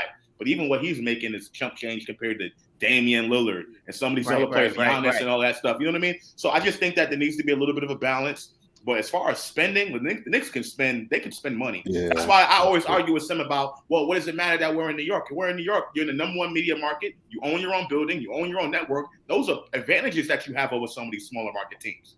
And a lot of people don't realize that. You can afford to pay the luxury tax because of the revenue you got coming in. Right, luxury tax teams, other than re-signing your own players through the Birds right. Basically, you have the mid-level exception in trading contract for contract in terms of matching salaries. That's pretty much it. Until you get to that super hard cap, then some of your exceptions get taken away. Get taken away. So there is a super, super hard cap. But those teams that are already like championship contenders, they don't need to do much upgrading anyway. So for them, it's worth the risk in doing that. But you are limited. Super hard. Do you have any idea who's there? I believe Golden State's there right now. Golden State's there, definitely them right now. Right. And I think Dallas might be really close to it. That's why they were really hesitant on signing Brunson. I will have to do some research and see who's really at that super, super hard cap. Not many teams are at that level, but that just means more money per dollar that you would have to pay. Correct. Out. Per season. Yes. Mm-hmm. Correct. Okay. All right. I don't know what type of owner I'll be. I don't know if I agree with you, Steph. Like, if I'm worth a few $1 billion, I might build a team. However, I might put you on the team if I want to. No. You know what I'm saying? And I'll tell you, I could do what Obi do in terms of moving the ball. Like we got shots for real. But I don't know if I would want to. But again, this is an owner's, pay luxury tax depending on where. There's levels to the luxury taxes from what I'm understanding, correct? Yes, there's levels to the luxury tax, whether it's $1, $2 or when you go over. All right. For a second round team. I don't know.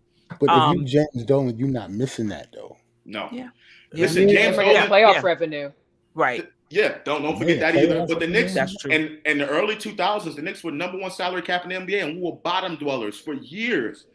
For years, that's why the fans had so much, so many problems, and and the media made fun of us for so many years. It's because of that fact right there. Because Dolan literally doesn't care. He makes so much money. Like MSG, I think they're bringing $19 billion in revenue every year. That's insane. That's sick. You can't be cheap now. Right, guys. I don't know.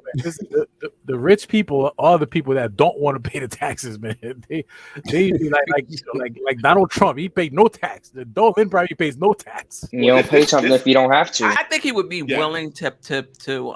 I think he would be willing to pay, and that for a winner. That might be why he hired Leon Rose. Leon Rose is like super cheap, maybe because he's tired of wasting money. So tax in this context, when we're talking about the NBA, Dolan's not paying taxes on that. Listen, Dolan hadn't paid taxes in 40 years. His family hadn't paid taxes in 40 years. Let's just get that out the way. But the luxury tax in this context, when we're talking about NBA salary cap, it's not a tax as far as paying the government, paying Uncle Sam. You can put that money back into the league. Yeah, it's a penalty, essentially. Yeah. That's exactly what it is. Right. Josh, since we have you, just want to go back. Your thoughts on if Randle is not traded? In my opinion, this is a clunky fit. Potentially not enough basketballs potentially not enough, not even potentially, in my opinion, just not enough shooting in that starting lineup. But would you still give it a shot, even though it doesn't look good on paper? Like I thought Chicago's team didn't look good on paper, but they were able to make it work. Or do you feel like I got to move Randle and get a ball mover in that spot before the season starts? I don't really want to see it. Step by step, Queen, like you always say. To me, I take the chance. I take the chance if I'm the Knicks. It's not like the Knicks have contracts that are unmovable. Like they don't. Right. Like so, just like we were talking about, Randall's contract can be moved. You know what I mean? Especially if he puts up 20 and 10. That's attractive for another team out there to take on Randall's contract, even with the amount of years that he has left. So I'll just roll with it, see how it works for the first couple seasons, or maybe next season, and then look to try to move Randle at that point, or move whoever else on the roster to try to get better, step by step, piece by piece. Doesn't matter to me. We were talking before, Josh. We were talking about let's try this for 10 games. Josh is like, I'll try it for the next 2 seasons. That's why I was like 10 games. Like 10 games is 3 weeks. That's a little bit of a small margin. I would want to try that out for at least a whole season, or maybe a half a season during the deadline too. We'll be willing to take on Randall's contract. But I think Randall's a little bit easier to move in the offseason rather than in the middle of the season when he has that amount of years left to go on his contract. Right. And I think we were saying a season trade deadline in terms of fit, but in terms of emotionality and whether or not he can deal with his role, maybe, changing, you're going to be able to see that as soon as things get a little tight. You're going to be able to see that quite early, whether or not he's down for whatever his role is, putting the team first, or whether or not he's sulking because his role has changed and he's not the number one guy. That's if Donovan Mitchell. That's if Donovan Mitchell comes in. I don't know. If you listen to the media, it's a done deal. Spider's coming. We just don't know who's going out for him. If you listen to the mainstream media. Yeah, no doubt. Anything else about anything we discussed today, including RJ's camp, as they should, insisting that, not insistent, but saying that they want the max for RJ. He's not there yet. No. That's what they should. But a lot of times you give the max based on potential because you believe that guy is going to get there in the next year or two. It's happened. Michael Porter Jr. got a max, didn't he? Yeah, sometimes it's based on potential. He didn't do nothing to deserve that, to be honest. Yeah. I think Michael Porter Jr. Listen, given the fact that we're talking about Denver, a smaller market, they're not going to be able to attract any players in free agency. I feel like a team like that in that situation needed to do that to Michael Porter Jr. But Michael Porter Jr. and De'Aaron Fox are the last 25 rookies that have been given a max extension. Those are the only 2 players that don't have any type of accolades to go with their name. No All NBA, no All Rookie, no All-Star game, none of that. Right. Those are the only 2 out of the last 25.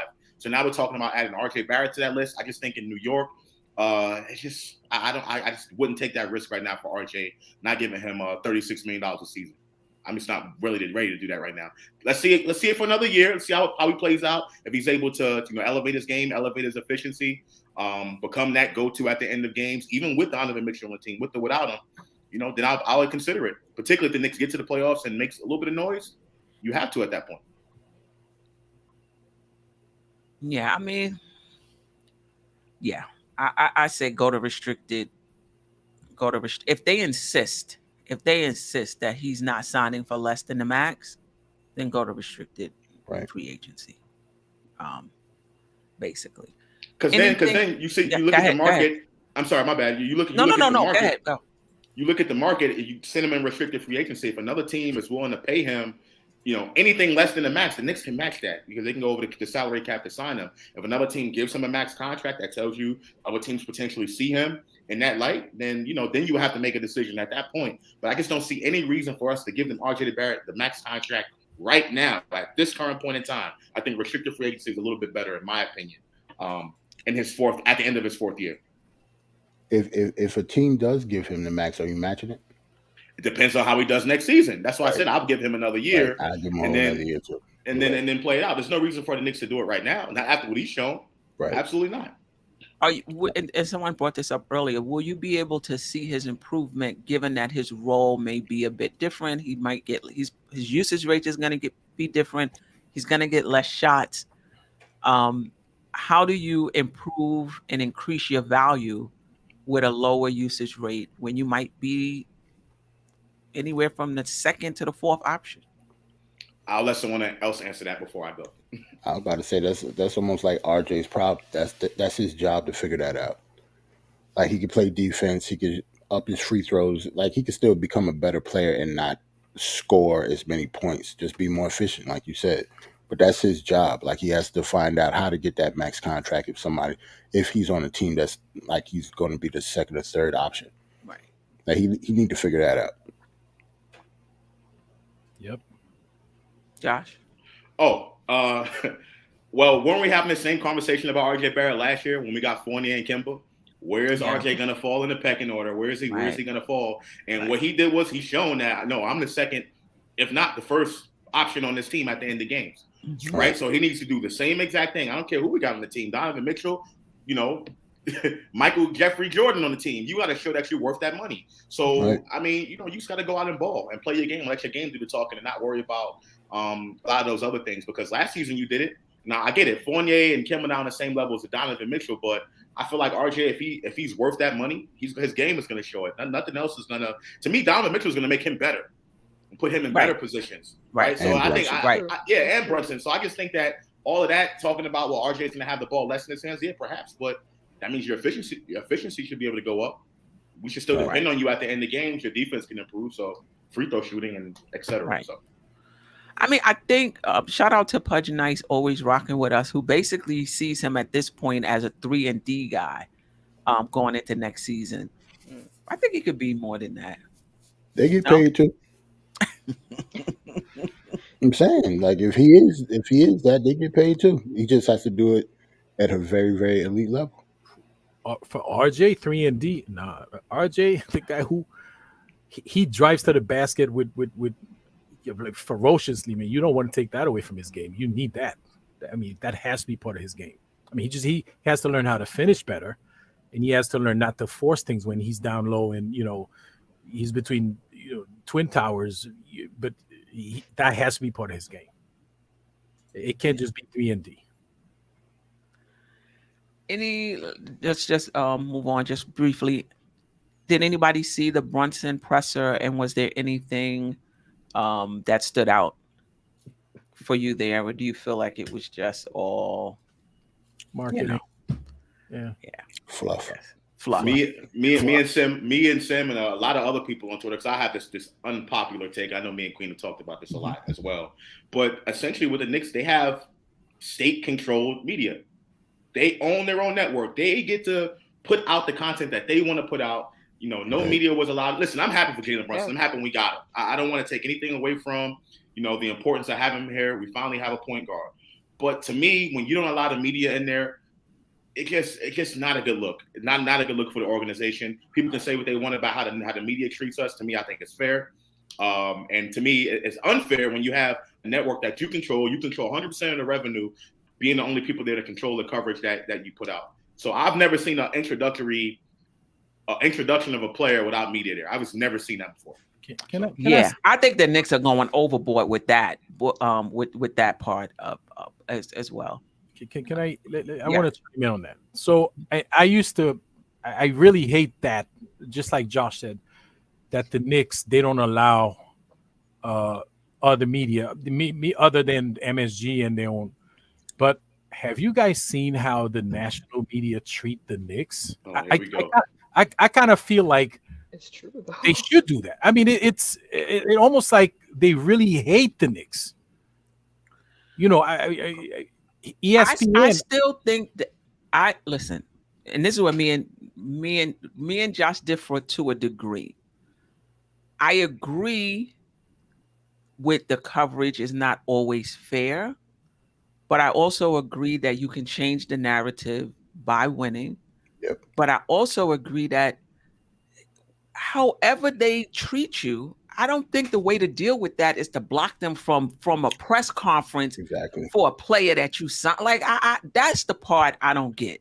Like it could be both ways. Yo, that's unfair, but I'm gonna still let you win the cover because that's what teams do. We're a basketball team. You know what I mean? It could go both ways. Listen, more power to James Dolan, man. If I was James Dolan, that radio contract I have with ESPN, I would have canceled that thing. I would tell ESPN goodbye.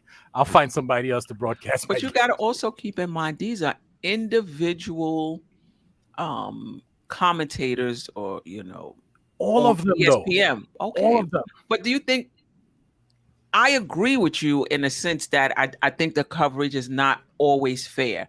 But what do you want to do? Bring them all in the room and say, look, you can't say anything bad about the Knicks. You can't say anything negative about the Knicks. They have the right as commentators to say how they feel, about the Knicks. And one thing that sound like North Korea to me. That's what that sound like. That sound like North Korea. The only reason I would think that they wouldn't do it, or they shouldn't have done it, maybe because we're like in the middle of a trade. Right now. I was gonna say. That's the only reason, though, because they would have got a lot of questions about. They can't stop them from asking those questions. So if it's that, I have no problem with it. But the thing is, the Knicks have a reputation with this kind of stuff to do that. Yeah, they see. The thing is, like, I like some of the moves the Knicks have made. Like, I like the Brunson signing. A lot of moves that the Knicks have done in the past that didn't get the best coverage, or you would say weren't favorable. I like some of those moves, right? But I just think there needs to be a balance. There has to be some sort of balance where, you have to get, because the media is there for accountability. That's what the media is there for. If the media is not asking you questions and you have your own network that you control, cherry picking the questions from the fans, where is the accountability? How are the fans, that the media is there to represent the fan base essentially and ask the questions that the normal fans can't. So I guess I think the Knicks, they watch shows like this. This is where they get the real vibe, like how we really feel by watching these like shows like this one. Oh no, they don't like me. see, Josh, I'm kind of with you on that. Like, surprised, Josh. I'm with you on that as you talk like about accountability. I think that, like, you see, the media gives it to these players. Like, you see everybody, like the Westbrook getting mad at commentators calling him Westbrook or Westbrook and things like that. Right. Players also forget that this is what you signed up for. Like, this is part of your job description. You don't like when I didn't like the fact that last year them just hiding Randle from the media after that whole like onslaught of everything he did, because like you said, there has to be some accountability, because like, I mean, if we go to work, if we mess up in a situation, we don't get to just skate by, a job correction interview, or things like that. And so I think that may help some players, honestly, forcing them to think like, yeah, I messed up, but I also think that too with the Knicks kind of act like they have that FU money and I think this is kind of where they shoot themselves in the foot. Entitlement. And it's like, we act like we're too good to let the media in do all this, but we have nothing to show for it. Yes. And so it's like you talked about that player who, like, he doesn't realize that he's not the best player, and it's just out of ignorance and stubbornness. Like, the Knicks, like Randle. Sorry. Like I said, in my 25 years of being alive, I have seen. That's all. Like, yeah. I knew that was coming. I knew that was coming. Okay. Like I said, I've seen basically 18 losing seasons in my career of basketball. Like, I've seen 2 successful seasons, and one of them was the COVID year, was the bubble, And so I think that the media or the Knicks just need to realize, like, we are not who we think we are, and just realize that that's what these commentators get paid for, and it's professional sports. This is what comes with the territory. You have to be able to deal with criticism, and I think that if the Knicks took a step into letting the media in and letting the media do their job, I don't think that the media would kill us as much. I think that the media sometimes does it too, just to stick it to the Knicks. Like you said, Knicks for clicks. They do things just to troll, but we also bring that on us. Like, we walk around and we put the target on our back and say, "Hey, come troll us." That's kind of unethical of the media if they do that just because we don't let them in. But it's their job. Okay. Let me add something real quick. They come up with these narratives that are like so dumb. Like, they make no sense. An example. Yeah, go ahead, Josh. An example. this rumor with Donovan Mitchell, right? And literally every major network saying, well, that won't win him a chip. Well, what does that mean? There are all 30 teams made moves in the offseason. 29 of them will not win a chip next year. But why is it a problem that the Knicks move won't win a chip and it's a big deal?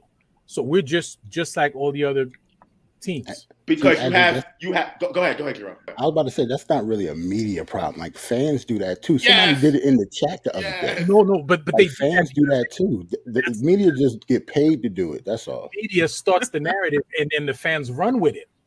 Sometimes it's it could be the other way around too. Sometimes it's flipped.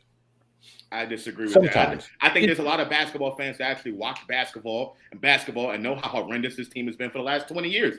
I keep giving this example. I've been around the country. I've been around different fan bases in LA, in Chicago. The Knicks are not respected around nationally around basketball. It's not because ESPN puts that narrative out there. It's because we stunk. We stink. But let me ask you something.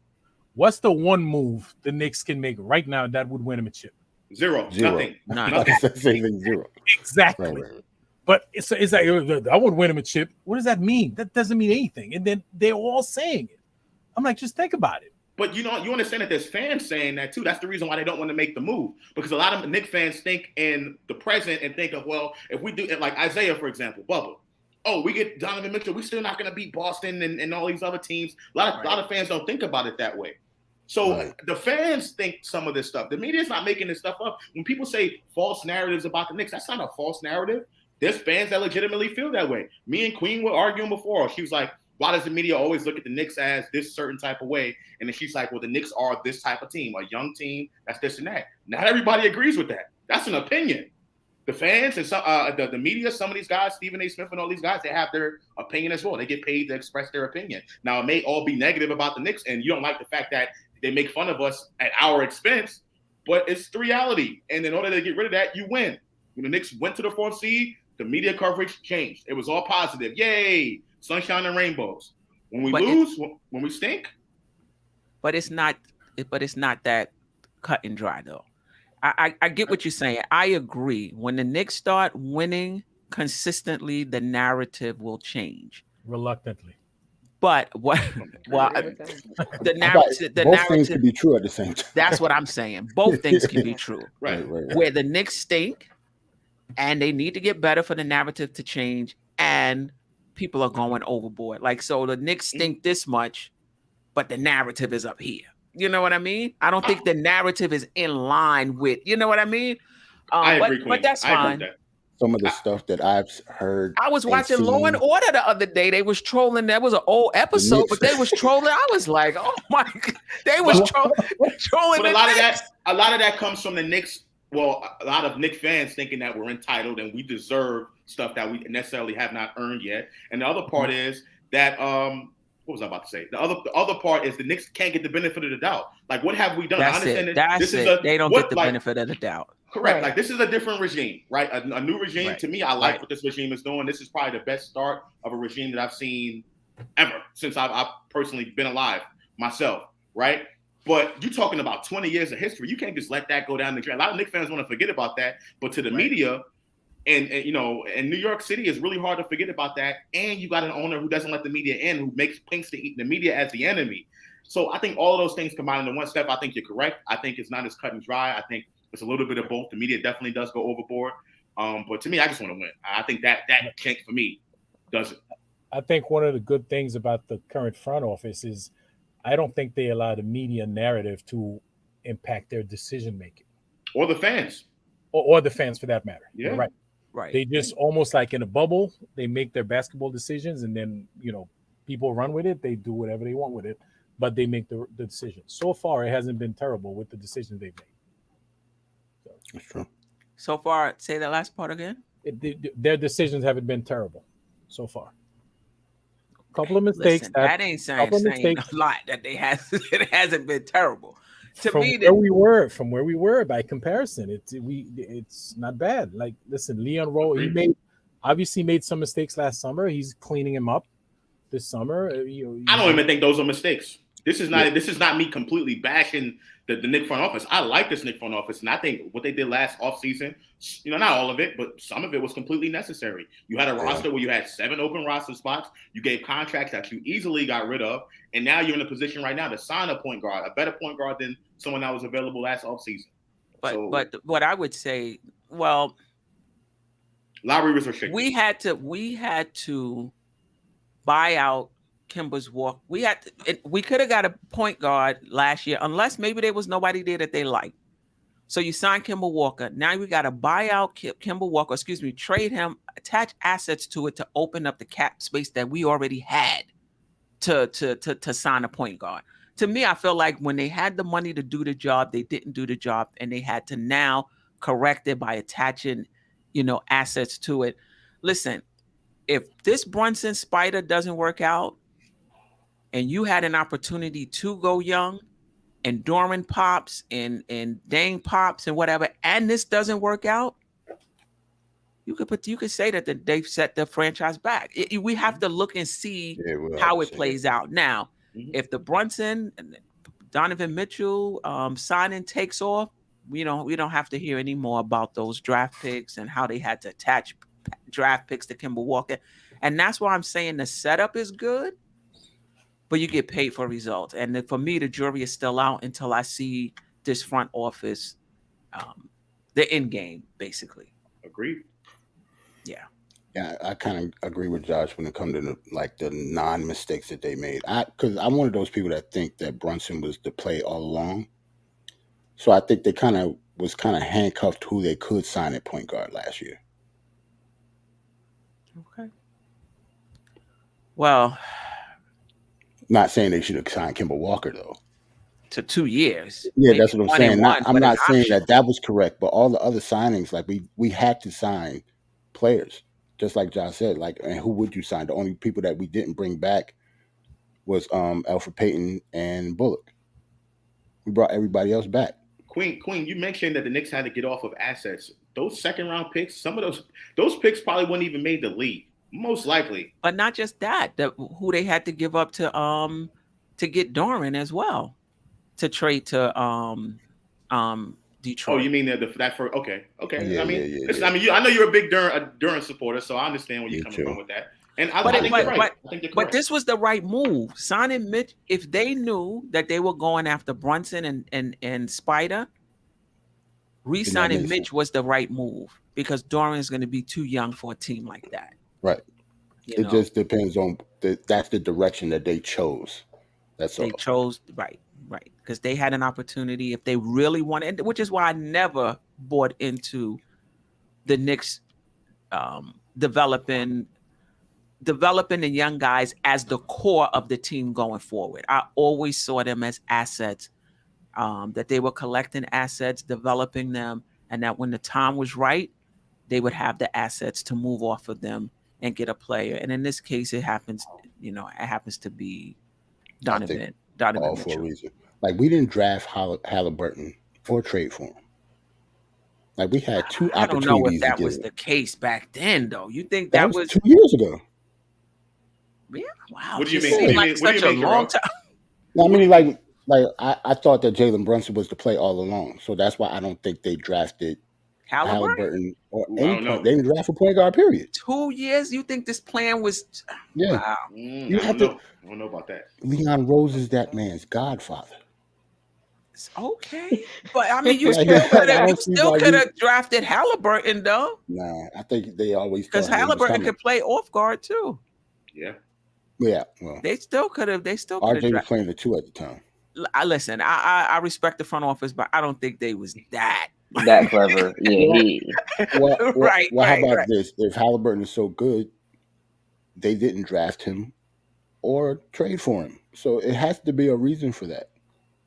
Or they didn't get another point guard before. I don't think many teams seen Halliburton available for the trade aspect. A lot of teams didn't see that. That kind of came out of nowhere. There was De'Aaron Fox was supposed to be the one traded. He was the one supposed to be traded. Not a lot of people thought about that. The draft thing, I'm with you on that, but the trade thing, I don't know about it. I don't know if 2 years they kind of seen this plan coming to fruition. I just don't know about that. Right. Maybe you're right. I don't know. Right. And just, I mean, for those who are on Queen's Court, this was covered already, but I didn't hear Josh's opinion, Gavin, Ajay. The package for Donovan Mitchell, the potentially three young guys. Obviously, I think a vet would have to go for salary purposes, and 6 first-round draft picks. I don't think all of them would be. Some of them would be protected. It has to be. The Knicks can't trade 6 unprotected picks anyway. I think you can only trade 5 out. I think it's 4. I believe it's 4. 4 out. Just your thoughts on that. I think I'm on record. I believe Jarrell is on record. Well, I don't remember. I know I'm on record as make it happen. As long as the Knicks have. Hold on. I was about to say I'm. As long as the Knicks have some assets left to put in another trade, I'm okay. Right.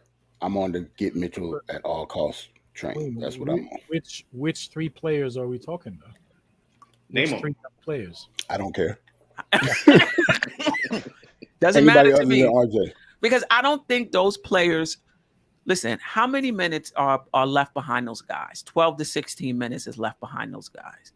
I think if the Knicks are gonna go with that team, they're probably gonna want some more proven players playing behind them anyway. If you keep IQ, you're gonna have to pay them the year after. How much are you paying them? And they playing 12 to 16 minutes behind Brunson, behind RJ, behind Randle. If you keep Randle behind, how many minutes is there? So I think give up those young guys, let them go and develop. That way, when their time comes, you don't have to pay them whatever it's going to take to keep them to play 14, 15 minutes. And get some second team players, who's proven in this league. So to me, to answer your question, pick them. Doesn't matter. Pick them. I would like to keep Grimes, but he's not holding up a Donovan Mitchell trade. Right. Last night I said they could have Johnny Bryant too, if they wanted him back. I don't care who it is. As long as it's not RJ Barrett, whoever they want in a New York uniform can go. But I would want to keep Obi Toppins though.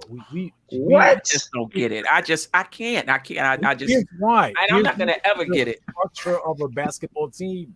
We only have 2 power forwards. We need 2 power forwards on the team. We got 2 power forwards, but that's not. You act like we that's the another one. Not just Obi you. is The fan not base it, act like this is the only power forwards left in the league. You gotta have one of the. You can go out and get a power forward. Not to mention, you can put Hardenstein at the power forward. Right. I'll play Sims at the power forward before I not get Donovan Mitchell. Oh my God, you guys are killing me. Before I not get Donovan Mitchell? Like you would hold up, AJ, you would hold up a Donovan Mitchell trade for Obi Toppin? I said I would like to. Oh, okay. I think we all would like to. Yeah. Not me. Right. No, I think we should do what we have to do to get Donovan Mitchell. Okay. He won't get us a chip, whatever they're saying. It doesn't matter. We need to get him. That would make a huge difference. And a lot of people are saying he wouldn't move the needle. I think he would move the needle. I think it would be a huge step in the right direction if we get somebody like Donovan. He's 25 years old, man. Imagine this guy in 3 years. Are you kidding me? Right. Oof. I agree. Yeah. Gavin, Josh? You go, Gavin. You said, so I know Dress said, so is RJ allowed to be part of the trade or no? No. I don't think they want him. He's not in the From what I trade. understand, they don't want to trade. They don't want to pay. They have to So- pay him next year. I'm torn in between because I do think that if you have a chance to go get somebody like Donovan Mitchell, you can't pass that on. You can't pass up on that if it can be avoided. I do think there is something with, so at least our bench, right? I think that having our bench who's been in our system have shown to take some steps and some improvements, and they showed that they've gelled together. I think that there is a positive to the fact that you get production out of them in limited minutes, because then you don't have to pay them as much because they're not getting a significant amount of minutes. So they can't really command a big salary when they've only played in very small sample sizes. And I do think that we probably, at least last year and the year before that, we had one of the best benches as far as production wise off the bench. And so I think that a lot of people forget, like, how crucial a bench is to these championship teams, to part of the, to these contenders. So we have something that already works here in our bench. Is it something that you want to break up just to get Donovan Mitchell, and then you don't have a competitive team on the back end? You don't have the pieces to put together on the back end. So if Donovan gets hurt, or if somebody else does get hurt, are you able to now throw in people that you can supplement and get production back? So I think there's something to be said about, like I said, having a bench that obviously likes playing together. They all seem to complement each other. I do like the fact that, like I said, because they don't have significant roles in this team, they can't go in the open market and demand significant money, but you can still get production out of them. But I'm fine with, I'd rather give it more draft picks if it's me, because I just don't see anybody else coming up through these drafts here in the next few years that would move the needle any more for us than it already does right now. Real? Wow. And that's what I said yesterday. Wow. I would trade 7 first rounders and subtract a young player, preferably Grimes. Wow. Listen, can I just say one thing, Josh? Everybody keep in mind there are more players available in the NBA other than those that are on the Knicks roster. I just want to put that out there. Listen, I just disagree. I mean, not what you mean, but Gavin, your point in regards to having a bench that a lot of these contending teams have. The Knicks are not going to be contending next year, whether we get Donovan Mitchell or not, right? Even with some of these young guys, we're not going to be a contending team. And I think that, a lot of Knicks fans, not you, Gavin specifically, but a lot of Knicks fans think these young kids are going to be here for the next 10 years. We're going to hold all of them, and we're going to grow them. We're going to mold them the way we want to. I just don't think. Yeah, I just don't. I just don't think that's the case. I just don't think because you got to pay him at some point, right? So to me, I'll give up three of these young players off our bench or what have you. Bring in Donovan Mitchell. Let's say next year the Knicks, don't have a bench next season, but we still can get to the playoffs. We won't be that competitive, but we'll get to the playoffs.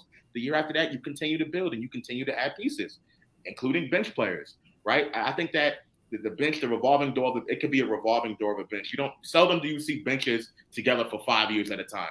Those pieces are more frequent. They change more frequently rather than starters, in my opinion. So I'm going to get Donovan Mitchell. To me, 3 young players, Cam Reddish.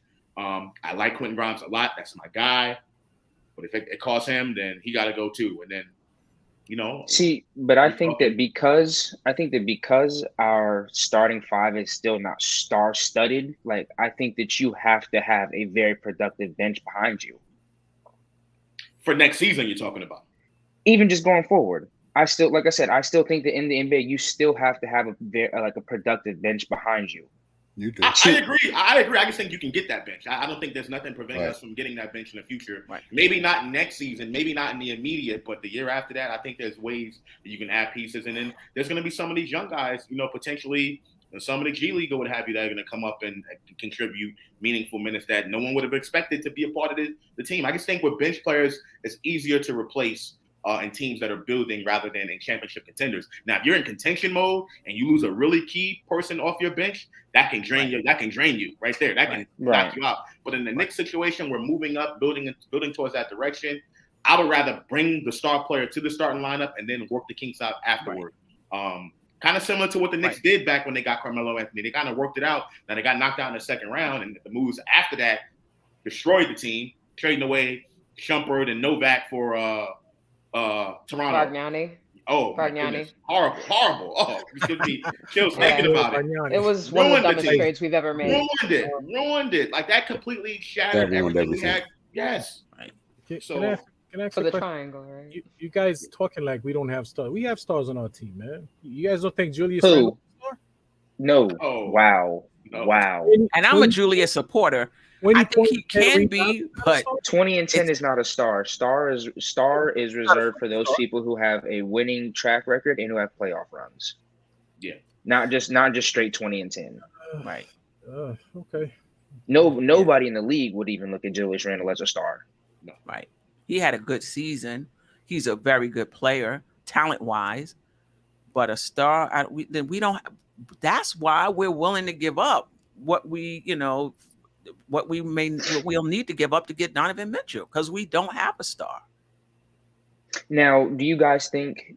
I know what Ainge is demanding, but do you think we can get him for less? Yeah. Because that's so. the thing. Because I also think too with the Knicks, like I don't think that Donovan Mitchell, at least Funky right now, Goose because World, are you trolling? he definitely, he got to be. I don't think that Ainge doesn't have as much leverage as he thinks that he wants, or that as he thinks he has. Like, and people keep bringing up the Gobert trade. The thing with Gobert is Minnesota, they were willing to overpay because they needed somebody else. Right. Nobody else in the league was giving up that many. Rudy Gobert is not worth that. But for some teams, desperate times call for desperate measures. You see a team like Minnesota. They're in that contending role who they're really one piece away from being in the conference finals to winning an NBA championship. For us as the Knicks, we're nowhere close to that. And so I think that, like I said, guys, the Gobert trade gave Danny Ainge a false sense of reality of what he can really get for Donovan Mitchell. And I don't think that at this juncture right now, I don't think that the Knicks have to overpay. I don't think that it doesn't look like they want to overpay. And I think that for Donovan Mitchell, like, you can wait it out because it hurts Ainge and the Jazz to keep Donovan Mitchell for the long term. Because if they are trying to tank and rebuild, you keep Mitchell there. One, he's like Queen, like you were saying, like how Randle saw last year, this team's not going to go anywhere. Anybody who knows they're a star and knows that they can go and give production to a team and get somewhere doesn't want to play with a team that's terrible. You go and you win enough games, now you don't give your chance yourself to be a lottery team if that's what you're trying to be.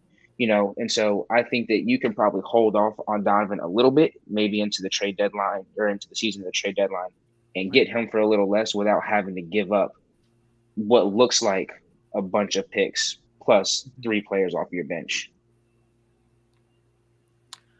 Yeah, I mean, I think the only thing about waiting it out is you give other teams an opportunity to get picks. Yep. You give other teams an opportunity to, like Miami doesn't. You don't want to oversell your hand either. So I get it. With Miami though, they reported today. No, and Miami is out of it supposedly. They said that today. They're going to focus on Durant right now. So that was really our only other competition. I think everything is fluid. Right. I think everything is fluid. Next thing you know, Miami then got the picks, and now Donovan Mitchell is on his way to Miami. And I got to take a day off of work to get myself together.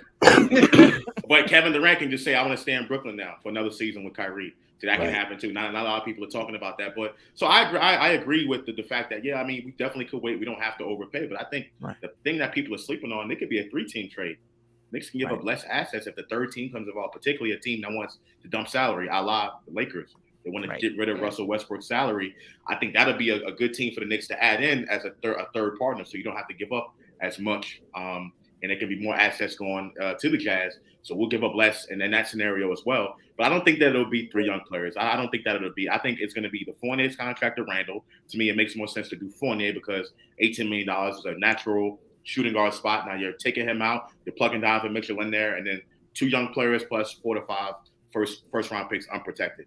To me, I think that's what it's going to come down to. The Lakers don't have a whole lot of picks though. Like, I mean, I think no. I'm saying for the Lakers, like they'll dump Russell Westbrook's salary. Let's say the Knicks get rid of Randle and Fournier and that, right? Let's say we send Fournier to Utah, we send Randle to LA. Utah sends someone else back to LA to get Westbrook's contract. Either we can take on Westbrook or it won't be us. It'll be probably Utah. The Jazz. It'll be the Jazz, right? And then we get everything we need. We'll give them some picks in that deal. The Lakers clean up their books. The Jazz get what they want as far as picks are concerned. Maybe a young player. We take one of their young players, put it over there. So there's multiple ways the Knicks can be able to do it. But the Lakers don't have picks, though. So I think young if they're looking for THT or someone like that. Right. Tony was talking about that on the Queen's Court last night about a 3-team trade with the Lakers. Yeah, if I was Utah, I wouldn't like THT and a 2035 first round pick or 2027 or something. Or something like that. Yeah, I mean, this is to me what the front office was hired for. This moment right here, and this is what they've been collecting assets for as well. And I would hate to see we didn't get Donovan Mitchell because we didn't want to give up one extra draft pick or we didn't want to give up one extra player. You know, Donovan Mitchell mess around and be on the Pacers next year because we didn't give up Obi. I'm gonna be pissed. The Pacers. Anybody. I just pick a random team. Anybody can still trade for him. Yeah, they stole everybody keeps Halliburton. saying- Now they're getting him too. Right. Go ahead. Everybody can keep saying that we have the most picks and all that stuff. That don't mean they got to trade with us. They can trade with anybody else in the league. Can you imagine him in Miami or Brooklyn? Right. I would have to take a day off of work. Yeah, that's what I'm saying. Get myself together. Me too. And the reason we didn't get him is because disappointment would be really high. Yeah, we didn't want to give up another pick. Please. Yeah. No. Anything else before we get Donovan Mitchell? Oh, one quick thing. One quick thing before we get out of here. Mm-hmm. Knicks Nation, where there's a lot of back and forth about should we resign Mitchell Robinson? Is he worth? I don't want to pay him more than $10 million a year, and so on and so forth. DeAndre Ayton got $132 million. Mm-hmm. Anybody? Okay, what is that? He's got a higher skill set. DeAndre Ayton is worth that much more than Mitchell Robinson? Yes. Which Mitchell Robinson? So hold on, wait, quick. Make us go real quick. So a lot of people, they throw out that big. They throw out the per year number. Then they throw out that big number, that 100 and whatever to make the difference seem that big. I mean, it is a big difference. I think DeAndre Ayton's getting $15 more million per year than Mitchell Robinson, but I tend to look at contracts by the yearly value and not the end all. Because what happens is you throw out $100 million to Knicks fans, that's PTSD. 100 what? How much? Right. You know what I mean? They were saying Brunson was getting overpaid because he's a $100 million contract, but really it's only $26 million a season, which is average what point guards make. I think we should start looking at it more from that standpoint rather than the final value. Right. And yes, he is, in my opinion, that much better than Mitch. Wow. So, Jay, you don't think that DeAndre Ayton is that much better than Mitch? No, not more than 2 times better. In what regards? In production, in defense, in defensive presence, in athleticism. He's able to create a shot. He's got a little mid-range going on, but to me, in my opinion, that's not to pay him twice as much as Mitch. I disagree with that. Wow. No, listen, Mitch is 8 points and 8 rebounds. I mean, 8 points and 8 rebounds, and it's been like that since he's been in the league. DeAndre Ayton is 15 points. Okay. That's double. Not just that. He's a better screener. He's a better screener. He's a better defensive rebounder than Mitchell Robinson by far. Right, and he just brings more intangibles than Mitchell. And he has offense. I disagree with the screener part. See, the screen Mitch don't set screens. No, yes, he does. He slips everything. No, listen. The players he's setting the screen for don't wait for him to set the screen before they start moving. Guys, go back and watch the game. 95% of the time, 99%. So, if that's the case, how come they stand still for Sims though? It's not only based on him. There are several moving parts. They don't wait for him to set the screen. But why do they wait for Sims? Or wait for Taj Gibson, yeah. I don't know. Mitch fake screens. Mitch be fake screening. He take a step and then slip. He slipped. He's improved. Don't get me wrong. Mitchell Robinson has improved. To me, I don't agree with. I know the 8 and 8 since he's been. He went from terrible to bad. Yeah, he improved. No. I'm not gonna come down on Mitch that much. I think he has improved. I know the 8 and 8 is a thing. That's statistics. But I think defensive awareness. I think that definitely has. Yes, he has improved over the years. You talk about fouling out the I'm game. sorry. Not fouling out the game. So he has improved in some aspects. But the way Knicks fans talk about him as if he's the next Shaquille O'Neal, when he literally. Plays defense, can block shots, can alter shots, all of that good stuff. Very athletic. The lob threat is always there, but I think we're limited offensively. And I don't want to blame it all on Mitchell Robinson, but we're limited offensively. Part of the reason is because we got a big guy who can't do anything outside the paint. So I'm interested to see how many points the Knicks are going to score this season. I think $60 million was a fair value for him. I don't think he's underpaid. It's just that in comparison, the way we were going crazy, we didn't want to. You could have got JaVale McGee to do that. On a minimum. 8 Hey, and 8 is 8 and 8. The only thing I'll say, and this is my last thing because I didn't get a chance to talk about Summer League. I said, just talking about this with my cousin. If I was Mitch, I would wake up and I would see the skill set that Jericho Sims improved upon in one season, in one summer. One summer, Jericho Sims caught the ball, catch, turn of face, jab step, one dribble spin move. Yep. He hit a Euro step. Hmm. He's bringing in one summer what Took a Mitchell jump Robinson shot. what Mitchell Robinson has not done in 4. If I was Mitch, I would wake up, I would stop worrying about shooting threes and posting workouts of him shooting beyond the arc, and I would learn a baby hook, a drop step, and some free throws. Because if he's not careful, and people probably think Sims won't, if a coach is actually watching and Sims is doing it on a regular basis, it's hard to deny somebody playing time when you can see they can go out there and you can give somebody, like we talked about, Queen. If I can throw the ball into Sims and he's going to take a little running hook or a drop step with a spin move, and like you said, he's got just as much bounce as Mitch. He's still lob threat as Mitch. Probably doesn't block as much shots, but because of his vert, contends just as much shots as Mitch. And he's cheaper. What do I need Mitch to do? And he's built healthier. He is built in a healthier body. What do you need Mitchell Robinson for? Or what do you need Mitch to be starting for? You don't. Yeah, the only thing I would say is let's see where Mitch is going into his this is his 5th season. Yes. Mm-hmm. Yeah. I just have think learned that, something. you know, when you see minimal improvement some improvement, I should say, season to season, and expect a jump in year 5, I don't know. I think for me, what I would like to see from Mitch is more consistency. Those games in which he really dominates and he has double, 1 or 2 blocks, he really dominates. I'm like, okay, all right. Well, if you're not going to be an offensive player, you're going to dominate like that on the defensive end. Cool. Then the next game is like we took him off the street. I always say that. So I think if that's him consistently, I don't have a problem with 15. If that's him consistently, double, blocking shots, contesting shots, deflecting, fine. Yeah. I always said that he doesn't even have to have an offensive game. He's not elite at the stuff that he should be elite at. With defensive rebounding. Right. Yeah. Like if you're elite on the defensive end in all those categories, you don't have to have an offensive game. Rudy Gobert showed you that already. Your team just have to be able to knock down 3-point shots. Right. To be successful offensively. Right. Still some concerns there. Yeah. Any last words? Nah, man, great show. As always, we know how we do on Tuesday night. We always have fun here. Yeah. Been over 2 hours, man. It's a good show. Always a pleasure, Queen. Thank you for having me. Yeah. Anytime. The Bowling Chick, any last words? Ajay, Gavin?